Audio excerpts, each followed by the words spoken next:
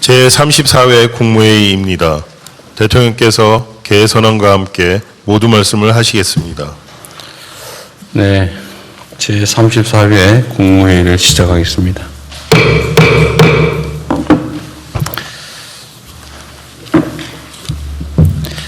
(7박 11일) 동안의 미국과 남미 순방을 국민 여러분의 염려 덕분에 무사히 마치고 돌아왔습니다. 이번 순방은 초격차 산업 강국의 기반을 더욱 단단하게 다지고 글로벌 책임 강국이라는 위상을 한 차원 높이는 순방이었습니다. 특히 샌프란시스코 인공지능 선언을 통해 글로벌 빅테크와의 파트너십을 공고히 하고 자원이 풍부한 남미의 구리, 리튬 등의 핵심 원자재 공급망 협력 또한 한층 강화했습니다. 브라질과의 방산 협력도 매우 의미 있는 성과입니다. 지금 세계 각국은 국가의 명운을 걸고 국익 총력전에 나서고 있습니다. 이런 때일수록 우리 스스로 가진 첨단 제조 역량을 더욱 고도화하고 이를 지렛대 삼아 다양한 국가와의 수평적 협력 네트워크를 보다 폭넓게 구축해야 될 것입니다. 이번 순방이 대한민국의 더 나은 미래를 개척하는 또 다른 밑거름이 되고 무엇보다 국민 삶의 실질적 개선으로 이어질 수 있도록 관계부처 장관님들께서는 빠르고 차질 없는 후속 조치를 취해 주시길 바랍니다. 전국에서 연일 기록적인 폭염이 이어지고 있습니다. 남부 일부 지역의 경우 40도를 훌쩍 넘는 사상 초유의 폭염이 벌써 며칠째 계속되면서 국민들의 일상생활마저 어려운 실정입니다. 극심한 폭염으로 5월부터 지금까지 발생한 온열 환자가 2,000명에 가깝고 사망자도 16명에 이르는 등 상황이 매우 위중합니다. 돼지, 닭 등 가축과 양식 어류의 집단 폐사, 농작물 피해 같은 재산 손실 또한 매우 큽니다. 더 큰 문제는 기상이변으로 극한적인 날씨가 앞으로 상당 기간 지속될 가능성이 높다는 점입니다. 현 상황을 국가 재난사태로 보고 국민 삶을 보호하기 위해서 총력을 기울여 필요한 조치를 빠르고 빈틈없이 추진해 주시기 바랍니다. 무엇보다 시급한 일은 국민의 생명을 지키는 것입니다. 쪽방촌 주민과 독거노인 등 취약계층 지원책을 한 번 더 세심하게 살펴주시고 옥외 작업장과 밀폐 공간에서 일하는 노동자의 안전관리 역시 꼼꼼하게 챙겨주시기 바랍니다. 특히 노동자들의 작업 중지권이 실질적으로 작동될 수 있도록 현장을 집중 점검해야 되겠습니다. 폭염 쉼터의 추가 확충 그리고 이용률 제고에도 힘써야 될 것입니다. 피해 집중 지역에 대한 특별교부세 등 중앙정부 차원의 재정 지원과 함께 가뭄 농가에 대한 긴급 용수 대책도 서둘러야 될 겁니다. 냉방수요 폭증에 따른 전력 수급 문제도 선제 점검해야 되겠습니다. 우리 기후부가 잘 챙겨주기 바랍니다. 극한 기후의 일상화에 대응해서 재난 시스템을 근본적으로 재설계하는 노력도 필요합니다.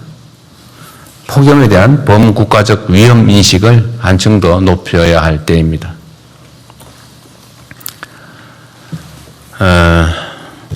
수사 기소 분리를 규정한 개정 형사소송법이 국회에서 의결됐습니다. 이를 두고 많은 논란과 이견들이 있습니다. 이 법률안이 위헌, 집행불능, 국익위배, 행정부 고유관 침해 등 국회 입법권을 부정할 만큼 심각한 상황이라고 보기는 어렵습니다. 거부권 행사라고 하는 게 의견이 다르다고 할 수 있는 것은 아니고 상권 분리 원칙에 따라서 상대의 권한 행사 자체가 상권 분립에 위배된다, 헌정 질서에 위반된다라고 해야 상대의 권능을 부정할 수 있다는 게 어제 헌법학계 의견이기 때문에 지금 상태로는 입국권을 부정할 정도에 이른다고 보기가 참 어렵습니다. 주권자 국민이 부여한 모든 권한은 견제와 균형의 원리를 바탕으로 투명하고 공정하게 행사되어야 합니다. 이는 국민 주권과 민주주의 또 법치주의를 떠받치는 근간이자 국민의 인권과 보편적 권리를 보다 충실하게 지키기 위한 핵심 전제입니다. 그러나 지난 수십 년 동안 검찰은 수사부터 기소, 영장 청구 등 형사사법체계 전반에 걸쳐서 매우 과대하고 집중된 권한을 행사해 왔습니다. 이 같은 비정상적 형사사법 시스템 하에서 검찰 내의 일부 집단은 기소를 위해서 수사할 수 있다라는 이 권한을 무소불위로 악용하며 있는 사건을 덮거나 누군가를 정해놓고 처벌하기 위해 별건 수사, 먼지털이 표적 수사를 관행처럼 되풀이해 왔습니다. 그 과정에서 무고한 국민들이 감내하기 어려운 피해를 입었고 심지어 스스로 삶을 저버리는 일도 자주 발생했습니다. 또한 묵묵히 자신의 직무를 충실히 수행한 대다수 검사들까지 정치검찰이라는 오명을 뒤집어 써야 했습니다. 수사기소 분리는 이러한 비정상적 형사사법 시스템을 정상화하는 첫 출발입니다. 국민의 삶을 더욱 안정적으로 지키기 위해 모든 권력기관은 예외 없이 국민의 통제 아래 두겠다라는 사필 규정의 필연적 조치입니다. 국회의 형사소송법 개정으로 형사사법체계의 선진적 정상화의 단초가 마련되었지만 또 한편으로 보면 경찰의 수사권 독점과 비대화에 대한 우려가 커지고 있습니다. 이러한 문제를 보완하기 위해서 관련 법령의 정비 또는 제도 정비 등의 후속 조치가 반드시 필요합니다. 특히 새로운 수사 시스템의 정착 과정에서 국민이 억울한 피해를 입지 않도록 수사 공정성, 그 다음에 수사 역량 제고에 작은 빈틈도 없어야 되겠습니다. 이름과 역할은 변해도 국민과 법치를 수호하는 검찰의 책무는 조금도 가벼워지지 않습니다. 검찰은 대표적인 공익의 대표자인 만큼 인권 수호자로서의 책임을 보다 충실히 수행해 국민 모두의 검찰로 거듭나기 바랍니다. 민중의 지팡이인 경찰 역시 뼈를 깎는 자세로 내부 비리 근절과 피해자의 실질적 보호, 민주적 통제 강화에 총력 매진함으로써 믿음직한 국민의 경찰로 거듭나기 바랍니다. 개혁은 가죽을 벗긴다라는 의미입니다. 한 번의 제도 변경으로 쉽게 종결되는 그런 개혁은 세상 어디에도 없습니다. 국민의 눈높이에서 원래 취지대로 변경된 시스템이 제대로 작동하는지 세심하게 점검하고 부족하거나 잘못된 부분이 있다면 신속하고 과감하게 그리고 철저히 보완하도록 하겠습니다. 이상입니다. 이후 회의는 국무총리께서 진행해 주시겠습니다. 네, 이후 순서 진행하겠습니다. 먼저 부처보고가 있겠습니다. 첫 번째로는 대통령님 남미 3개국 순방 및 샌프란시스코 방문 성과와 후속 조치 계획에 대해서 외교부 장관, 과학기술정보통신부 장관께서 순서대로 보고하시겠습니다. 네, 대통령님의 남미 3개국 순방은 AI, 첨단 산업 협력 및 글로벌 사우스 외교까지 대한민국의 경제 외교 지평을 미국과 남미로 동시에 확장한 여정이었습니다. 남미 3개국은 전 세계 GDP의 3%를 차지하는 중요한 경제 파트너임에도 불구하고 그간 교역에서 그 협력 잠재력이 실현되지 못한 것이 현실입니다. 이번에 대통령님의 순방은 경제협력을 포함해서 한국과 남미 간의 전반적인 협력 수준을 한 단계 끌어올림으로써 이들과 무역과 투자 기회를 확대하고 경제안보협력기관을 강화하는 기회가 됐습니다. 가장 큰 성과는 한국과 메르코수르 무역협정 추진을 위한 동력을 확보한 것입니다. 2021년 이래 교착 상태에 있는 협상 재개를 위해서는 메르코수르 GDP의 70%를 차지하고 있는 브라질의 지지가 결정적이었습니다. 대통령님의 정치적 결단과 룰라 대통령과의 긴밀한 유대, 그리고 이로써 올해 12월 협상 재개라는 발표를 할 수 있었습니다. EU 또 일본 등 주요 국가들과의 경쟁에서 이로써 우리 기업이 뒤처지는 일이 없이 관세 인하 혜택을 받을 수 있도록 노력하겠습니다. 두 번째로는 우리 반도체, 배터리 산업에 필수적인 핵심 전략 광물 및 원유 수급선 다변화를 위한 파트너십 체계를 구축하신 것입니다. 히토류, 리튬, 구리 등 풍부한 광물 자원을 보유한 남미 3개국과 핵심 광물 협력 양해각서 또는 공동성명을 각각 체결하였고, 공급망 전주기에 걸친 공동개발 등 새로운 협력 모델을 구축해 나가기로 했습니다. 또한 포스코의 리튬 추가 사업에 대한 아르헨티나 정부의 지속적인 지원도 확보했고, 우리 기업의 아르헨티나산 원유 도입을 통해 원유 수급선을 다변화하는 성과를 거양하였습니다. 다음으로 우리 기업의 원활한 무역과 투자 활동을 지원하기 위해 여러 가지 제도적 기반을 만드셨습니다. 브라질과는 경제통상위원회 개최를, 그리고 칠레와는 투자협력 MOU를 체결하고, 아르헨틴과는 이중과세 방지협약 최종 타결 등의 성과가 있었습니다. 또한 방산, 우주, 항공 등 K 첨단 분야의 협력을 강화하였습니다.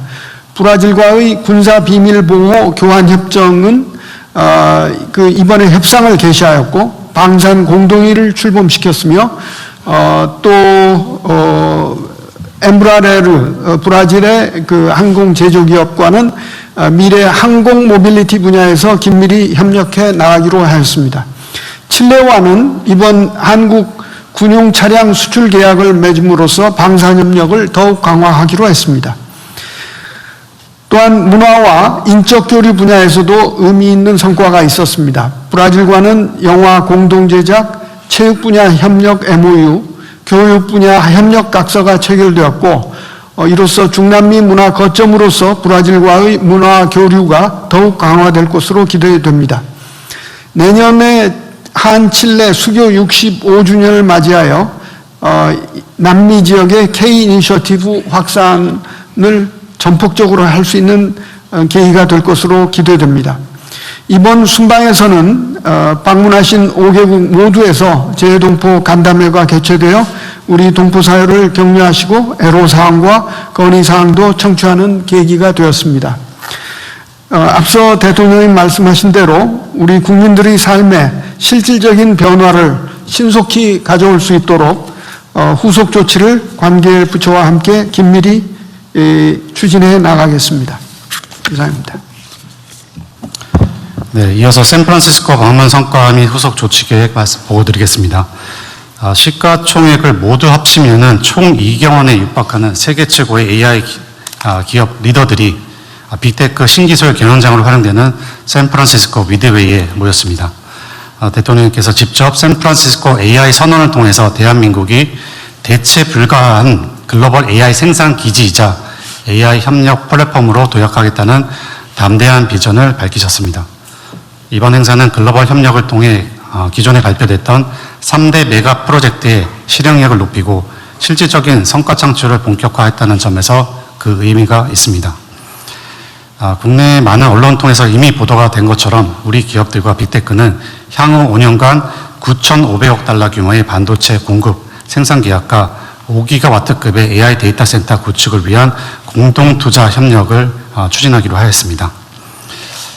이번 협력 약속을 신속히 이행하여 가시적인 성과를 만들기 위해서 먼저 7월부터 즉시 가동을 시작한 범부처 지원 TF를 통해서 부지, 소부장, 전력, 용수 등을 원스톱 지원하는 한편 400여 개의 AI 데이터 센터 수요 공급 기업이 참여하는 AI 데이터 센터 얼라이언스를 통해서도 핵심 기술 솔루션 국산화에서 실증, 수출, 산업화까지 AI 데이터 센터 산업 전반의 경쟁력 제고를 위해 민간이 힘을 합치겠습니다. 동시에 AI 데이터 센터 특별법 하위법령을 제정하여 인허가 일괄 처리, 전력 관련 특례 등 신속한 AI 데이터 센터 구축을 뒷받침할 제도적 기반도 마련하겠습니다. 또한 이번 서밋에 함께하지는 못했지만은 세계 AI 반도체 시장에서 주목받고 있는 AMD의 요청으로 MOU를 맺고 국산 NPU와 AMD의 CPU, GPU를 연계해서 새롭게 확대되는 글로벌 AI 추론 시장을 함께 개척하기로도 약속을 했습니다. 아울러 엔비디아, AMD 등과 공동 AI 연구소 설립, 협력 프로그램도 본격화해서 우리 스타트업의 해외 진출과 중진국, 개도국과의 수평적 협력도 강화하고 대한민국이 전 세계 우수 인재와 유망 기업들이 모여들고 성장하는 AI 시대에 실리콘밸리로 거듭날 수 있도록 적극적으로 지원하도록 하겠습니다. 이상 보고 마치겠습니다. 네, 요 관련 보고는 다 끝난 거죠? 네. 네, 이번에 어떤 순방을 하면서도 또 느꼈던 점인데, 지금 다른 나라들의 대한민국 정부에 대한 기대치가 매우 높다는 게 또 확인됐습니다. 그 중에서도 소위 K컬처에 대한 선호도가 높아지면서 특히 식품 뷰티에 대한 그 매출 신장도가 엄청나게 높은 것 같아요. 네, 지금 뷰티 쪽도 그렇고 후드 쪽도 그렇고 지금 그 성장 속도 굉장히 높습니다. 중소기업 수출의 전체적인 영향에 굉장히 많은 숫자가 늘고 있습니다. 대한민국에 대한 대외 평가는 우리 자신들의 스스로의 평가보다 훨씬 높은 게 분명합니다. 사실 이건 우리가 앞으로 가지게 될 또 하나의 기회 요인인데, 어떤 정부 당국자들이 어떻게 하느냐가 또 매우 중요할 것 같아요. 특히 외교 분야의 외교부 역할도 중요하고, 또 각 부처가 그 민간 기업들 해외 진출에 각별히 또 지금까지 잘하고 계시지만 좀 더 관심 가지고 지원을 좀 확대하면 효과가 매우 클 걸로 예상이 됩니다. 그리고 지금 우리가 앞으로 계속 닥치게 될 국제 질서의 변동, 불안정성에 대응하려면 어떤 수출선 또 수출 품목 이 다양화, 다변화가 매우 중요한 것 같아요. 똑같은 얘기이긴 하지만 어쨌든 정부 당국자들, 공직자들의 태도에 따라서 국가 운명이 좌우된다는 생각을 한 번 더 하게 됐습니다. 여러분도 각별히 관심 가지고 또 현장의 기업인들 또 국민들과의 접촉, 소통을 좀 강화해 주면 좋겠어요. 뭐가 필요한지. 특히 브라질하고는 지금 특별 협의선을 좀 만들었지 않습니까? 우리 정책실장하고 예, 부통령하고 예. 직접 소통 라인을 만들기로 했는데, 그때 현장에서 말씀드렸던 것처럼 브라질의 한국 진출 기업 또는 진출하고자 하는 기업들과의 좀 소통 간담회를 좀 신속하게 진행하시고요. 하고 지금 짜고 있습니다. 네. 그다음에 그 브라질에 진출한 우리 기업 또 진출을 하고자 하는 기업들과 브라질 부통령하고의 좀 소통도 좀 잘 챙겨 보시기 바랍니다. 기회가 많이 열려 있어서 우리 국민들께서 높아진 대한민국의 위상을 발판 삼아 좀 더 많이 기회를 누리게 됐으면 좋겠습니다. 네, 다음 진행하십시오. 네, 이번에 다녀오시면서 저는 사실 샌프란시스코 선언하시는 거 보고 메가 프로젝트 진행 이후에 이 그림이 좀 완성되어 간다, 채워져 간다라는 느낌이 들었습니다. 그리고 최근 들어서 나갔다 오시면 그 해외 기업들의 CEO들의 방문이 지금 잇따르고 있어서 가을에 관련 미팅 요청들이 굉장히 좀 많이 늘어나고 있는 상황입니다. 그래서 이 주선하는 업체들에 물어보니까 모두 다 한국에 와서 한국의 정부 관계자들 만나보고 싶어 하는 것들도 굉장히 많다는 것이 이게 전체 반도체와 그 스타트업 메가 프로젝트 관련된 연결선에서 한국이 어느 방향으로 가고 있는지에 대한 것들을 좀 정보를 공유하고 싶다는 얘기들도 많이 있습니다. 그래서 이런 부분들이 속도감 있게 가면 지금의 메가 프로젝트의 그림이 좀 더 잘 채워지고 국민들이 보시기에도 좀 성과가 나는 생태계 그림까지 완성할 수 있을 거라 기대됩니다. 네, 그 추가 의견 없으시면 원하는 대로 접수하겠습니다. 다음은 중동전쟁 관련해서 비상국정운영 및 대응 현황에 대해 재정경제부 장관께서 보고해 주시겠습니다. 예, 보고드리겠습니다. 최근 그 중동 상황의 어떤 불확실성이 지속되는 가운데서도 국제 유가는 브렌트유가 오늘 아침 8시 30분 기준으로 83불 70센트로 80불대를 유지하고 있고요. WTI는 80불을 유지하고 있는 그런 상황입니다. 환율은 어제 1420원 후반대 하다가 오늘 아침에 1430원으로 해서 비교적 안정세를 유지하고 있습니다. 국고채 금리는 3.7%로 3.9% 가다가 최근에 소폭 하락했습니다. 주가는 중동 전쟁의 불확실성 그리고 글로벌 반도체 전망 호재 등으로 등락을 반복하는 상황입니다. 실물 경제는 양호한 흐름을 보이고 있습니다. 6월 전 산업 생산이 6년 만에 최대폭 증가한 상황으로 있습니다. 수출 같은 경우도 7월 수출이 989억 불로 62.8% 증가했습니다. 소비자 심리나 기업 심리도 개선되는 등 양호한 흐름을 보이고 있습니다. 7월 소비자 물가는 오늘 아침에 발표가 되었습니다. 그동안 정부의 민생 물가 안정 대책, 그다음 최고 가격제 인하 등으로 2.8%로 해서 지난번 6월에 3.2%에서 2.8%로 전월비 감소를 했습니다. 다만 8월 달에는 작년 통신비 할인 등에 따른 기조 효과 등으로 상방 압력이 상존한 상황입니다. 정부의 대응 방향입니다.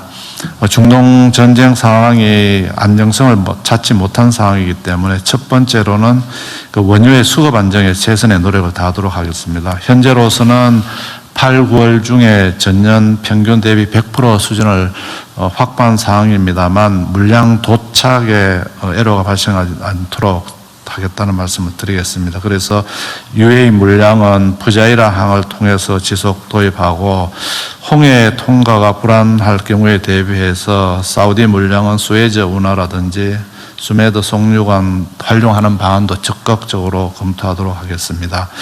그리고 10월 이후에 수급 차질 가능성에도 철저히 대비해서 추가적으로 더 확보하겠다는 말씀을 드리겠습니다. 물가는 민생 부담 최소화를 위해서 7월 달에 2.8%로 낮아졌으면 이에 안심하지 않고 더 한층 물가 대응을 하도록 하겠습니다. 특히 최근에 대통령께서 말씀하신 바와 같이 폭염이나 폭우 등으로 민감 채소라든지 과일, 의류 등의 어떤 품목을 철저히 관리를 해서 이 분야의 어떤 물가 상승 압력이 나타나지 않도록 하겠습니다. 그리고 9월 달에는 추석을 맞이해서 추석 민생 안정 대책도 지금부터 준비를 해서 철저히 준비하도록 하겠습니다. 금융 분야는 최근에 그 단일 종목 레버리지 ETF 보완 조치를 했습니다. 이에 신속한 시행에다 중점을 두고 정책을 추진하겠습니다. 그리고 주식시장의 변동성 완화, 그리고 장기적으로는 구조적인 시장 안정을 위한 자본시장의 근본적 체질 개선 노력도 추진하도록 하겠습니다. 이상 보고를 마치겠습니다. 네, 다른 이 관련 보고는 없는 거죠?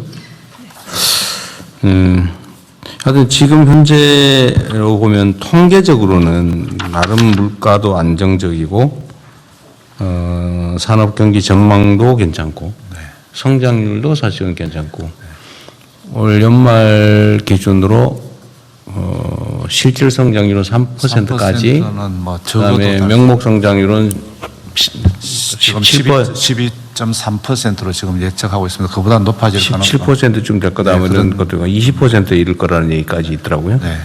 하여튼 이렇게 수치상으로는 개선이 되는데 우리 국민들께서 느끼시기로는 뭐 좋아지신다는데 진짜냐? 이런 생각이 들 정도거든요. 물론 이제 수출 기업이나 이런 쪽은 체감이 되겠지만 우리 일반 대다수의 국민들께서는 잘 몸으로 느끼기 어렵기 때문에 하여튼 이게 체감할 수 있는 방향으로 좀 뭔가 실질 대책이 좀 있어야 될 것 같아요. 네, 대통령 그래서 지금 그런 부분이 이제 가장 중요한 게 물가 부분이고 있거든요. 고용 뭐 이런 부분이 되겠습니다. 그래서 그런 부분에 대해서는 더 현장의 목소리를 듣고 더 꼼꼼하게 챙겨보고 그랬습니다. 그러니까 석유류 가격 제한도 뭐게 도움이 되긴 할 텐데 물론 유류세 인하도 그렇고 이게 재정적인 부담이 되긴 하지만 어쨌든 재정 상황은 상당히 괜찮아지고 있는 중이어서 어쨌든 물가 안정이나 서민들이 체감하는데 이 변화된 경제 환경이 좀 실제 도움이 되게 좀 정책을 잘 만들어 주십시오. 네, 그렇게 하겠습니다. 그리고 어제 조세 부동산 관련 세제 발표하셨잖아요. 네네. 근데 그 중에 그런 지적이 있던데 그 5월 올 초반에 다주택자 네. 더 이상 연장은 없다고 해놓고는 왜 또 다주택자한테 기회를 또 연장을 사실상 하냐 정책 일관성이 없다 이런 지적이 있더라고요. 네. 근데 그거는 사실이 아닌데 내가 그때 이 정책 논의할 때 말씀드렸지 않습니까? 네. 그때 괜히 팔았다 이런 생각이 들게 하면 절대 안 된다. 네. 그래서 이번에는 퇴로를 열어주긴 하는데 그 중과를 다 폐지하지 말고 네, 그렇게 안 합니다. 절반만 하는 걸로 지금 네. 결정하지 않았어요? 지금 어제 그 설명을 안 했어요? 했습니다. 했어요. 했는데 왜 그렇게? 예. 어쨌든 분명한 거는 네. 다주택자한테 이 퇴로를 열어준다. 네. 그 2년에 걸쳐서 그죠? 네, 맞습니다. 나눠서 1년 이내에 처분하면은 절반. 아니, 5% 그러니까 이제 원래는 20% 2주택자는 20%를 중과를 하고요. 3주택은 30% 30%. 하는데 1년 이내에 하면은 5%, 2년에 하면 10%, 그다음 10%를 중과하고 그다음에는 20% 중과를 이런 식으로. 그러니까 어쨌든 중과율을 저번만큼 완전히 없애는 건 아니고 아니고요. 예. 5%만 중과한다. 네. 그리고 3주택은 이제 10%. 그리고 요 1년이 지나면 10%를 중과하고 2년이 지나면 원래대로 20% 30% 중과한다. 네, 네. 근데 그 차이가 있는 거잖아요. 그죠? 네, 네. 똑같지 않다. 네, 그렇습니다. 네. 그래서 그런 오해들이 생기지 않게 좀 네. 정책 설명할 때 좀 잘해주면 좋겠어요. 네. 특히 정책에 대한 신뢰도 정부가 이랬다 저랬다 하더라. 이거 별로 안 좋거든요. 예, 그렇게 하지 않습니다. 일단 결정 자체는 신중하게 한다. 예를 들면 지금도 조세 정책은 우리가 입법 예고를 해놨고 이제 국민 의견을 수렴하는 과정인데 그 사이에 지적되는 문제들 또는 더 좋은 제안 이런 게 있으면 우리가 결정 전이기 때문에 네. 수렴해서 변경은 얼마든지 할 수 있지만 일단 결정하고 나면 정말로 심각한 문제가 있지 않은 한 이랬다 저랬다 하면 안 되는 거죠. 네. 네. 그래서 그 정책 일관성이 매우 중요하다는 말씀 다시 한번 드립니다. 그리고 결정은 신중하게, 결정하면 단호하게. 이래야 정부 정책의 신뢰도가 생길 겁니다. 어쨌든 우리 국민 여러분께서도 세금 얘기하면 참 정부 입장에서도 어렵습니다. 뭐 인기 있는 일도 아니고요. 그러나 조세 제도가 이렇게 정상화되지 않으면 이게 지금 형평성 문제가 생깁니다. 예를 들면 지금 근로소득세는 지금 조세율이 지금 49.5%가 얼마부터죠? 조세 최고가 아마 여러 가지 합치면은 49.5%인데 어느 금액부터예요? 그게 연소득. 연소득으로는 한 3억부터 올라가기 시작해서 한 3억이 최고 세율 시작이에요? 3억 최고 세율은 아니고 그 전부터일 건데. 어쨌든 내가 보면 한 1억 정도 아닌가 싶은데. 아닙니다. 최고 세율이. 최고 세율은 한 3억부터 조금씩 올라가서 한 뭐 아시는 분 없어요? 각종 근로소득세의 최고 세율이 어느 금액부터인지? 하여튼 그게 3억이라 치고 3억 정도의 연소득이 생기면 거의 절반 가까이 세금으로 내야 되잖아요. 그런데 지금 이 부동산은 양도소득이 막 100억대가 돼도 몇 억밖에 안 되잖아요. 근데 그것도 예를 들면 내가 살다 보니 우연히 그래 됐다고 하면 그거야 깎아주는 게 맞는데 투자용으로 사가지고 정말로 투자로 막 수십억을 버는데 세금을 거의 안 낸다. 이건 노동자들의 근로소득하고 너무 형평이 안 맞아요. 주거 보호의 취지에도 안 맞고 그건 투기를 보호한 거죠. 부동산 투자 투기를. 그래서 그런 건 조정을 하긴 해야 된다는 게 또 많은 분들의 의견입니다. 또 아무 의견을 또 저희가 좀 취합해보고 또 뭐 부당하거나 현저하게 잘못된 게 있으면 저희가 다시 시정하도록 할 텐데 의견들을 많이 주시기 바랍니다. 10억 초과 구간이 45%입니다. 10억 초과. 예, 그래서 거기에 이제 가산이 붙어서 49.5까지 됩니다. 네, 10억을 초과하면 내가 완전히 옛날 생각을 내가 하고 있었던 모양이네. 네, 알겠습니다. 하여튼 10억을 초과하는 소득에 대해서는 거의 절반을 세금으로 내는데 노동소득에 대해서는 부동산 소득에 대해서는 수십억이 돼도 지금 거의 안 내는 걸로 지금 돼 있잖아요. 그건 문제다 그런 얘기입니다. 자, 다음 진행하시죠. 네, 추가 의견 없으시면 원안대로 접수하겠습니다. 다음은 폭염, 가뭄 대처 상황에 대해서 행정안전부 장관께서 보고하시겠습니다. 네, 폭염, 가뭄 대처 상황을 보고드리겠습니다. 먼저 최근 기상 상황입니다. 전국 대부분 지역에 폭염 중대경보 등 폭염특보가 발효된 가운데 8월 2일 경남 양산이 42.5도까지 올라서 1904년 기상관측 이래 122년 만에 최고기온을 연이어 갈아치우고 있습니다.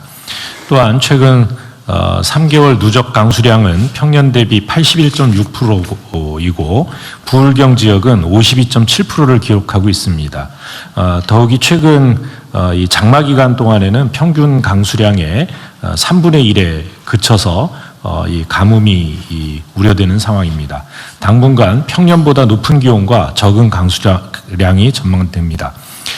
이어서 폭염 대처 상황을 설명드리겠습니다. 먼저 피해 현황입니다. 8월 1일 기준 온열 질환자는 1,889명이고 누적 사망자는 14명입니다. 8월 2일 사망자 2명이 추가 발생해서 누적 사망자는 16명으로 늘었고 온열 질환자는 총 2,025명으로 재난급 폭염에 긴장을 늦출 수 없는 상황입니다. 이에 7월 27일 폭염 위기경보 심각 단계를 발령하여 중대본을 가동하였으며 폭염 위험이 높아짐에 따라 8월 2일부터 중대본 2단계를 가동하고 있습니다. 또한 16개 시도에 현장 상황 관리관을 파견하여 현장 대응 상황을 면밀하게 살피고 있습니다.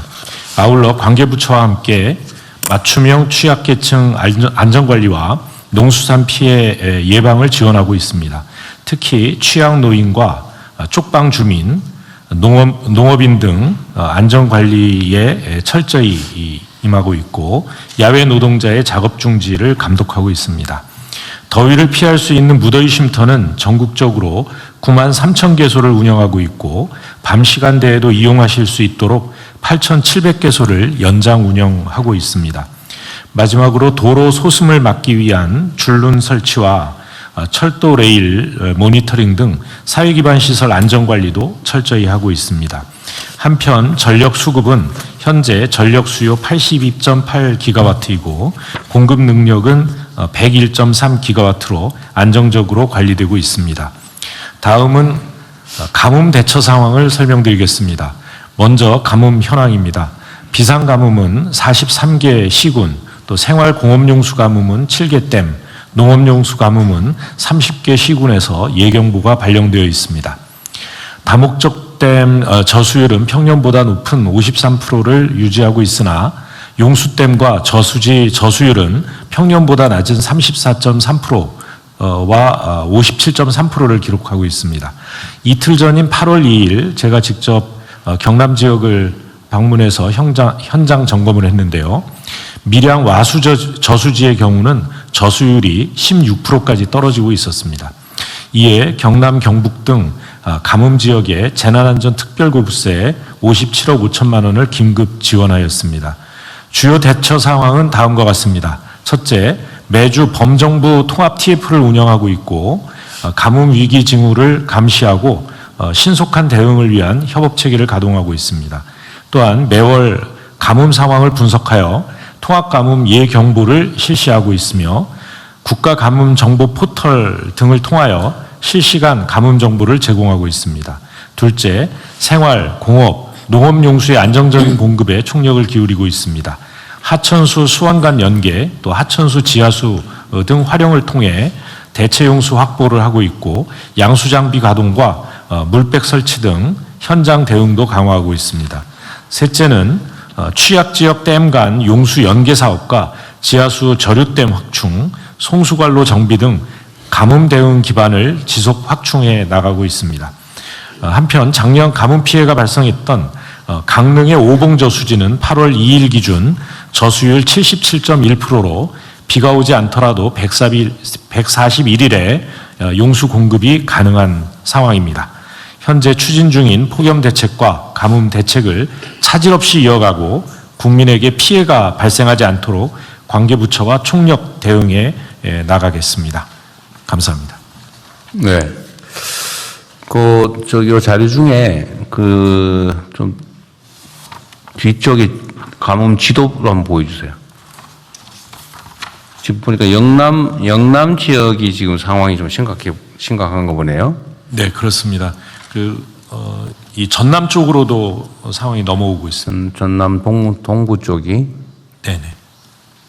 그리고 영남이 상황이 매우 심각하네요. 특히 경남. 이 작년에 강릉 때문에 난리였는데 식수 부족으로. 네. 근데 강릉은 나중에 보러보니까 전국에서 지원해진 생수를 처리를 못해가지고 어디다 쌓아놓고 해서 나중에 시끄럽더라고요. 어쨌든 이게 이제 또 상황이 악화되기 전에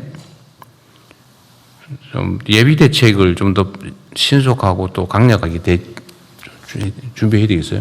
네, 전에 지금 좀 미리 좀 대비해서 나왔을 것 같은데. 네, 지금 식수 같은 경우에는 댐 간 연계가 가능하기 때문에요. 아, 그래요? 현재로서는 그 위험 상황은 아니고 도서 지역에 통영이라든가 이런데 섬 지역 같은 경우가 그 비상급수를 하고 있는 그런 상황입니다. 그 나머지는 괜찮고요. 오히려 지금 위험한 것은 그러니까 농업용수가 그래요? 먼저 위험해지고 있습니다. 하여튼 앞으로 이 기상 이변 때문에 물 관리가 더 좀 중요해지는 것 같아요. 과거에는 아주 장마도 오면 아주 안정적으로 비가 내리고 하더니 이번에는 장마인데도 비가 거의 안 하고. 네, 아까 말씀드린 대로 3분의 1밖에 비가 안 왔습니다. 태풍도 비를 동반한 태풍도 거의 없기도 하고. 예, 너무 불안정하죠. 예, 북태평양 고기압이 너무 발달해서요. 태풍이 못 올라오고 있습니다. 대통령님 네. 농업용수 관련해서 좀 말씀을 드리고 싶은데요. 네, 저도 지난주 토요일 날 제일 심각하다고 하는 밀양에 좀 가서 보고 왔습니다. 네. 지금 현재까지는 급한 대로 처리를 하고 있고 하천에서 저수지로 물대고 이런 식으로 좀 하고 있고요. 저희가 산림청 자원까지 동원해서 그 산림 진화 차량에 살수할 수 있는 장비 네. 동원하고 양수기 전국적으로 12,000대 확보해 놓고 이렇게 다 준비는 하고 있습니다만 근본적으로 보니까 농업인들이 그런 말씀을 하세요. 수로 건설해 놓은 게 워낙 오래됐고 네. 아직 토수로로 돼 있는 데도 있다 보니까 물의 낭비가 굉장히 심한 겁니다. 갈라진 대로 새고 그다음에 이게 열려져 있다 보니까 증발 효과도 있고 요즘 같은 때는 그래서 장기적으로는 우리가 이게 10년 빈도로 항상 이런 일이 생긴다면 그 관수로로 좀 교체해가는 그런 네. 일들을 해야 할 것이라고 봅니다. 네, 그건 고민해 보시고요. 얘기 나와서 드리는 말씀인데, 우리 지하수 관리 상황 잘 체크해 보셨어요? 어디 지하수 관리는 누구 담당입니까? 기후 담당이요. 제가 성남시, 경기도에 있을 때 점검했던 거기도 한데, 이게 이제 지하수를 너무 난개발하고 아무 데나 그냥 뚫어가지고 지하수 쓰다가 잘 안 나오면 그냥 방치해버려가지고 그 지하 폐공으로 오수 유입돼서 지하수 막 전체 오염되고 이런 문제들 여전하잖아요. 네. 그거 체계적 관리를 하고 있나요? 그 최근에 산청에서 이제 삼다수 같은 물을 추가로 공급하기 위해서 산청에서 이제 그런 문제가 현안으로 논에도 막 뚫었다가 그냥 내비둬가지고 다 오염. 그렇습니다. 그래서 최근에는 그것을 좀 더 환경영향 평가나 이런 건 특히 지하수는 한 번 오염되면 회복하기가 굉장히 어렵기 때문에 훨씬 더 강력하게 환경영향 평가 등을 해서 가급적이면 지하수에서 추가적으로 뭘 하지 않도록 해야 될 필요가 있습니다. 그래서 지하수 관리는 조금 더 엄격하게. 폐공 관리도 과거에는 거의 관리를 안 했는데 네. 그냥 각자 알아서 그냥 하고. 그건 이제 지방정부 책임이 있는데요. 전체 지하수 수질 관리를 해야 될 필요가 있습니다. 앞으로 이게 물 부족 문제가 심각할 텐데 그 중에 그 대비용이 사실 지하수잖아요. 네. 근데 지하수를 쓰다가 그냥 놔두면 그 폐공으로 오염물질 들어가서 지하수 전체가 오염되는 미래 자산이 통째로 오염되는 문제가 있는데 네. 그 체계적으로 한번 챙겨봐야 될 것 같습니다. 그렇게 하겠습니다. 지금 지방 정부들 관할이긴 한데 내가 그때 본 느낌으로는 거의 신경 쓰지 못하는 상황. 그렇습니다. 어디에 뭐가 있는지 얼마나 뚫려 있는지도 모르는 그런 상황인 것 같은데요. 네, 전국적으로 한번 실태 조사를 해서 그 오염 정도도 한번 네. 체크를 해보도록 하겠습니다. 이 지하수는 우리가 미래의 마지막 보루 같은 건데 네. 그 잘 챙겨 한번 보시기 바랍니다. 네. 저 대통령 저 국민들께서 보고 계셔서요. 네. 꼭 그 폭염 시의 국민 행동 요령 그러세요? 네, 한번 네. 말씀드리고 싶습니다. 네. 예, 폭염 경보나 폭염 중대 경보가 내려지면 우선 이 하시던 이 외부 활동을 중지하셔야 됩니다. 우선 외부 활동을 중지하시고 그다음에 두 번째는 이 무더위 쉼터나 이런 이 시원한 곳으로 이동을 하셔야 되고요. 그리고 나서 이제 이웃이나 가족의 안전을 서로 안부를 물어서 혹시 아직 대피를 못한 가족이나 친지가 있으면 안전한 곳으로 대피하도록 이렇게 안내를 해주시길 바라고요. 그 다음에 지금 민간에서 사용하고 있는 앱, 지도 앱이 있습니다.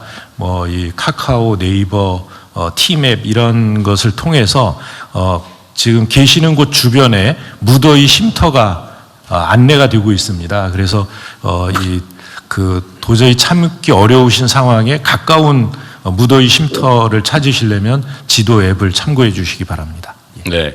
무더위 쉼터 치면 바로 가까운 데 나온다 그 말이죠. 예, 그렇습니다.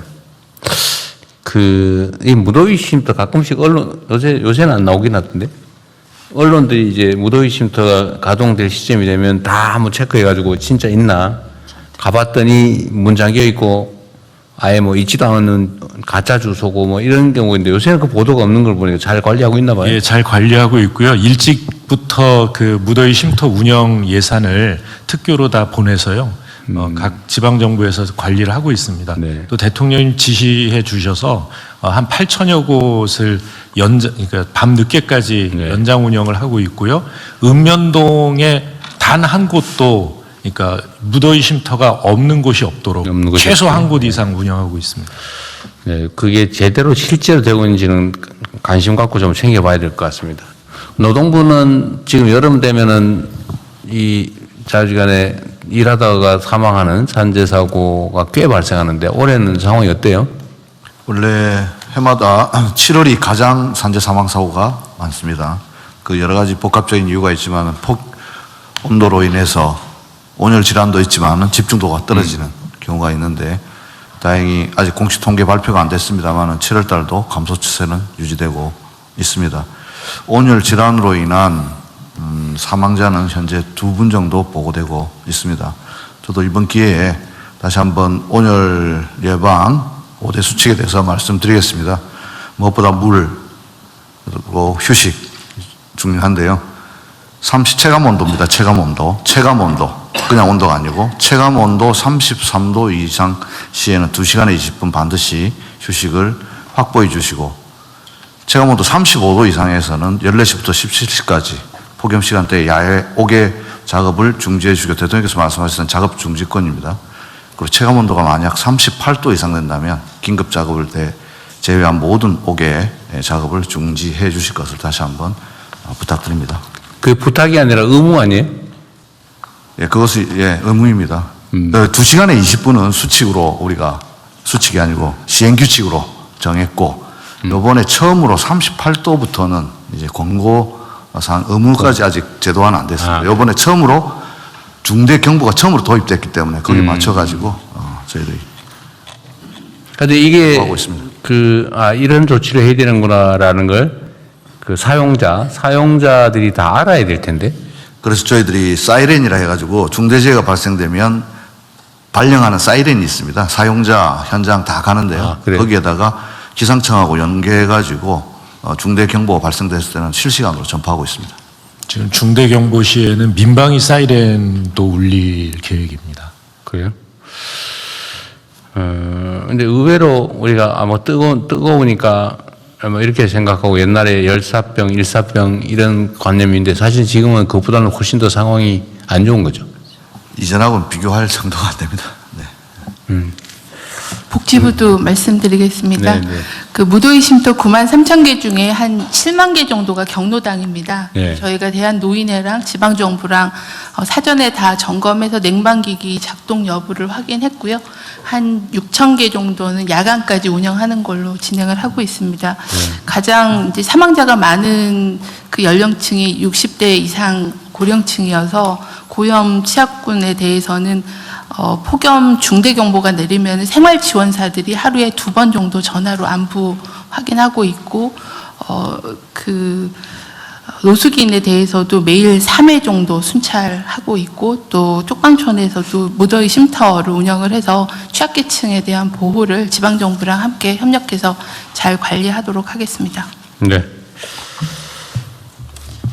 네, 지난주부터 미리 이제 점검을 좀 하고 있는데요. 지방정부랑 그 중앙정부 모두 다 미리 점검하니까 조금 더 미리 준비할 수 있다는 건 장점인 것 같고, 그리고 계속 말씀 주셔서 모두 다 좀 긴장하고 있습니다. 공직자들도.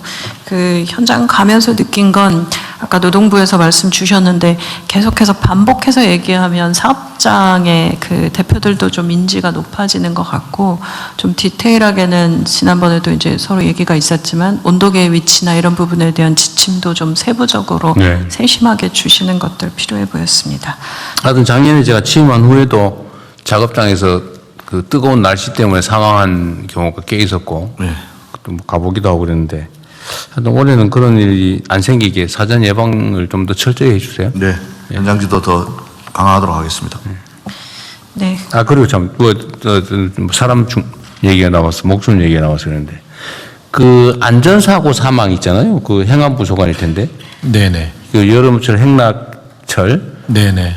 뭐 무슨 수상안전사고가 많이. 네, 요새 내가 받는 보고로 보면 무슨 다슬기 줍다 사망하는 경우가 상당히 많고. 예.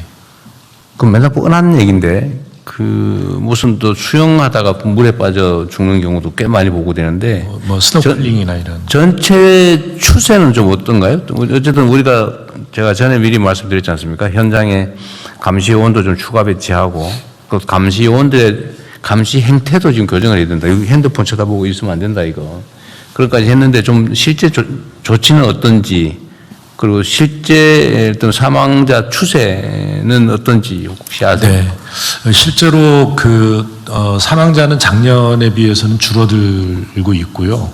그런데 문제는 이제 물놀이장이라든가 이런 그 행락객들이 많이 몰리는 이런 곳은 다 안전요원들이 다 배치가 돼 있습니다. 그리고 2인 이상 배치가 돼서 안내를 하고 있고, 또 물에 들어갈 때는 이 구명조끼를 반드시 착용하도록 그런 곳에는 다 구명조끼가 그런 돼 있습니다. 그런데 그곳이 아닌 다른 곳에 이제 뭐 물놀이라든가 뭐 다슬기 채취라든가 아니면은 바다 낚시라든가 뭐 해루질 뭐 이런 걸 하다가 돌아가시는 분들이 많아서요. 그래서 그 비중이 굉장히 높습니다. 그래서 지금 각 지방 정부에다는 이렇게 안전사고가 난 지역에 대한 그 순찰을 강화하고, 그다음에 이제 공무원뿐만 아니라 그러니까 자원봉사자들까지도 동원해서 순찰을 해달라고 요청을 하고 있습니다. 네, 하여튼 사망자가 먼저나 말씀드리죠. 사망자가 너무 많은 세상이고 너무 많은 나라에서 어쨌든 이 사망자를 줄이기 위한 노력을 다양하게 해야 되고요. 특히 우리가 이제 경제적인 여력이 많아졌기 때문에 과거처럼 뭐 사람이 인력이 없어서 못한다, 돈이 없어서 못한다 이런 소리를 하면 안 되죠. 네. 사람 목숨을 구하는 일에는 예산을 아끼지 않으면 좋겠다. 네. 모든 영역에서요. 예. 산업재해든 자살사고든 자살사고는 잘 챙기고 계신 것 같긴 한데 자살사고든 뭐 안전사고든 교통사고 지금 어디 담당이지? 그 경찰 담당이죠? 예, 경찰청장 직무대행입니다. 교통사고 사망도 조금은 줄어든 것 예, 같아요. 작년보다 한 3% 정도 줄었습니다. 그리고 고속도로에 그 겨울에 무슨 얼음? 살얼음? 예. 벌레가 있으라 그러나? 예. 벌레가 있어. 예. 하여튼 그 안 보이는 얼음 때문에 미끄러져 사고 나는 지점을 통제를 하랬더니 어제 사망 사고나 그 사고가 좀 줄었다고는 하대요. 저 얼마 전에 보고서를 하나 봤는데. 예. 그러니까요. 그게 똑같은 자리에서 맨날 그 얼음 때문에 미끄러져서 사람 죽고 다치고 차 부서지고 하는데 사실 그거 좀 신경 쓰니까 줄잖아, 그죠? 예, 그렇습니다. 교통사고도 똑같은 장소에서 많이 나죠? 예, 맞습니다. 예. 그래서 그런 동일 장소에서 사고 발생 안 하게 하는 예방 조치는 좀 필요한 건 좀 많이 해주면 좋겠어요. 예, 지금 저희가 교통의 신속함과 편의성도 중요한데 안전성도 그만큼 중요해졌죠. 우리가 먹고 살기 바쁠 때는 최대한 빨리 간다. 그래서 예, 그렇습니다. 그런 걸 보장해주기 위해서 위험을 감수했다면 이제 목숨이 귀한 시대가 됐잖아요. 예. 안전에 좀 더 비중을 옮겨야 되지 않을까 싶은 생각이 들더라고요. 예, 꼼꼼하게 점검하겠습니다. 모든 영역에서 이런 사람들을 죽고 사는 문제는 잘 챙겨주기 바랍니다. 네. 네, 명심하겠습니다. 추가 의견 없으시면 원안대로 접수하겠습니다. 다음은 그 경찰 수사 공정성 강화 방안입니다. 최근에 사실 장윤기 사건이나 형사소송법 개정 등에 따라서 국민 여러분들께서 좀 여러 가지 우려가 크신 점을 고려해서 해당 안건을 준비했습니다. 행정안전부 장관께서 보고하시겠습니다. 네, 경찰 수사 공정성 강화 방안을 보고드리겠습니다. 최근 말씀하신 대로 장윤기 사건으로 경찰 수사에 대한 논란이 계속되고 있는 가운데 형사소송법이 개정되고 중수청과 공소청이 출범을 앞두고 있습니다. 경찰 수사에 대한 권한이 이렇게 늘어나면서 국민들께서 많은 우려를 가지고 계신 것으로 알고 있습니다. 이에 경찰 수사에 대한 각종 통제 장치를 강화하고 경찰 내부적으로도 철저하게 쇄신해서 경찰 수사에 대한 국민 신뢰를 회복하는 계기로 삼고자 경찰 수사 공정성 강화 방안을 마련했습니다. 첫째, 공소청과 타 수사기관을 통해 상호간 견제하도록 함으로써 경찰 수사의 공정성을 제고하겠습니다. 형사소송법에 따라 검사의 보완 수사 요구에 대해서 수사기관이 원칙적으로 1개월 이내에 이행하도록 하는 등 한층 강화된 검사의 실효적 통제 방안을 충실히 이행하도록 하고요. 경찰 내부에 이와 관련된 전담 부서를 설치하는 등 통제 방안이 실질적으로 잘 작동할 수 있도록 철저히 준비하겠습니다. 또한 수사 지연, 위법 부당한 수사 등에 대해서는 사건 관계인이 이의 제기를 할 수 있도록 근거 규정을 신설하였고요. 이렇게 되면 검사가 시정 조치를 할 수 있습니다. 또 불송치 결정이 이루어진 경우에는 이 고발인들에게도 이의 신청할 수 있는 권한을 주어서 사건 관계인의 권리가 더욱 보장되도록 해야 했습니다. 아울러 경찰 범죄는 전건 타 수사기관에 통보하도록 함으로써 제19 감싸기 우려도 제도적으로 차단해 나가겠습니다. 둘째는 경찰 수사 전반에 대한 민주적 통제를 강화해서 국민권익을 보호하는 것입니다. 행정안전부 소속 국가경찰위원회를 실질화하면서 수사에 대한 감시 통제를 전담하는 경찰 수사 인권감찰 조사기구를 설치하겠습니다. 조사기구는 경찰 출신이 아닌 민간 조사관을 이 100여 명 이상 구성해서 인권 침해, 또 불공정 수사 비위 등을 객관적으로 조사하고 또 경찰청에 이를 이행하도록 조치 의무를 부과하겠습니다. 또한 사건 관계인의 신청에 따라 수사의 적법성 또 적정성을 심의하는 경찰 수사심의위원회를 법률로 규정하겠습니다. 특히 여성, 청소년, 장애인 등 사회적 약자 관련 사건에 대해서는 동위원회 내에 이를 전담하는 소위원회를 설치해서 외부 위원들이 전문적인 시각으로 한 번 더 검토, 판단할 수 있도록 하고요. 이를 위한 수사관 증원, 또 정권 접수, 즉일조사 등을 통해 이 피해자 보호에 더욱 힘쓰도록 하겠습니다. 한편 또 변호사회 사법경찰 평가 제도를 전국으로 확대하고 사건 관계인 설문조사 결과를 평가에 반영하는 등 환류 반영 체계도 강화하겠습니다. 마지막으로 경찰 수사 비위를 상시적으로 감시하고 비위 행위자에 대해서는 끝까지 추적해서 발본 세관하도록 하겠습니다. 경찰관 배우자 및 좀비 속 상피제를 도입하겠습니다. 또 순환 인사제를 확대 개편해서 지역 온정주의가 제도적으로 싹틀 수 없도록 차단하겠습니다. 이와 관련해서 전수조사를 실시한 결과 사건 관계인이 경찰관의 배우자나 좀비 속인 사건이 117건 확인되었고요.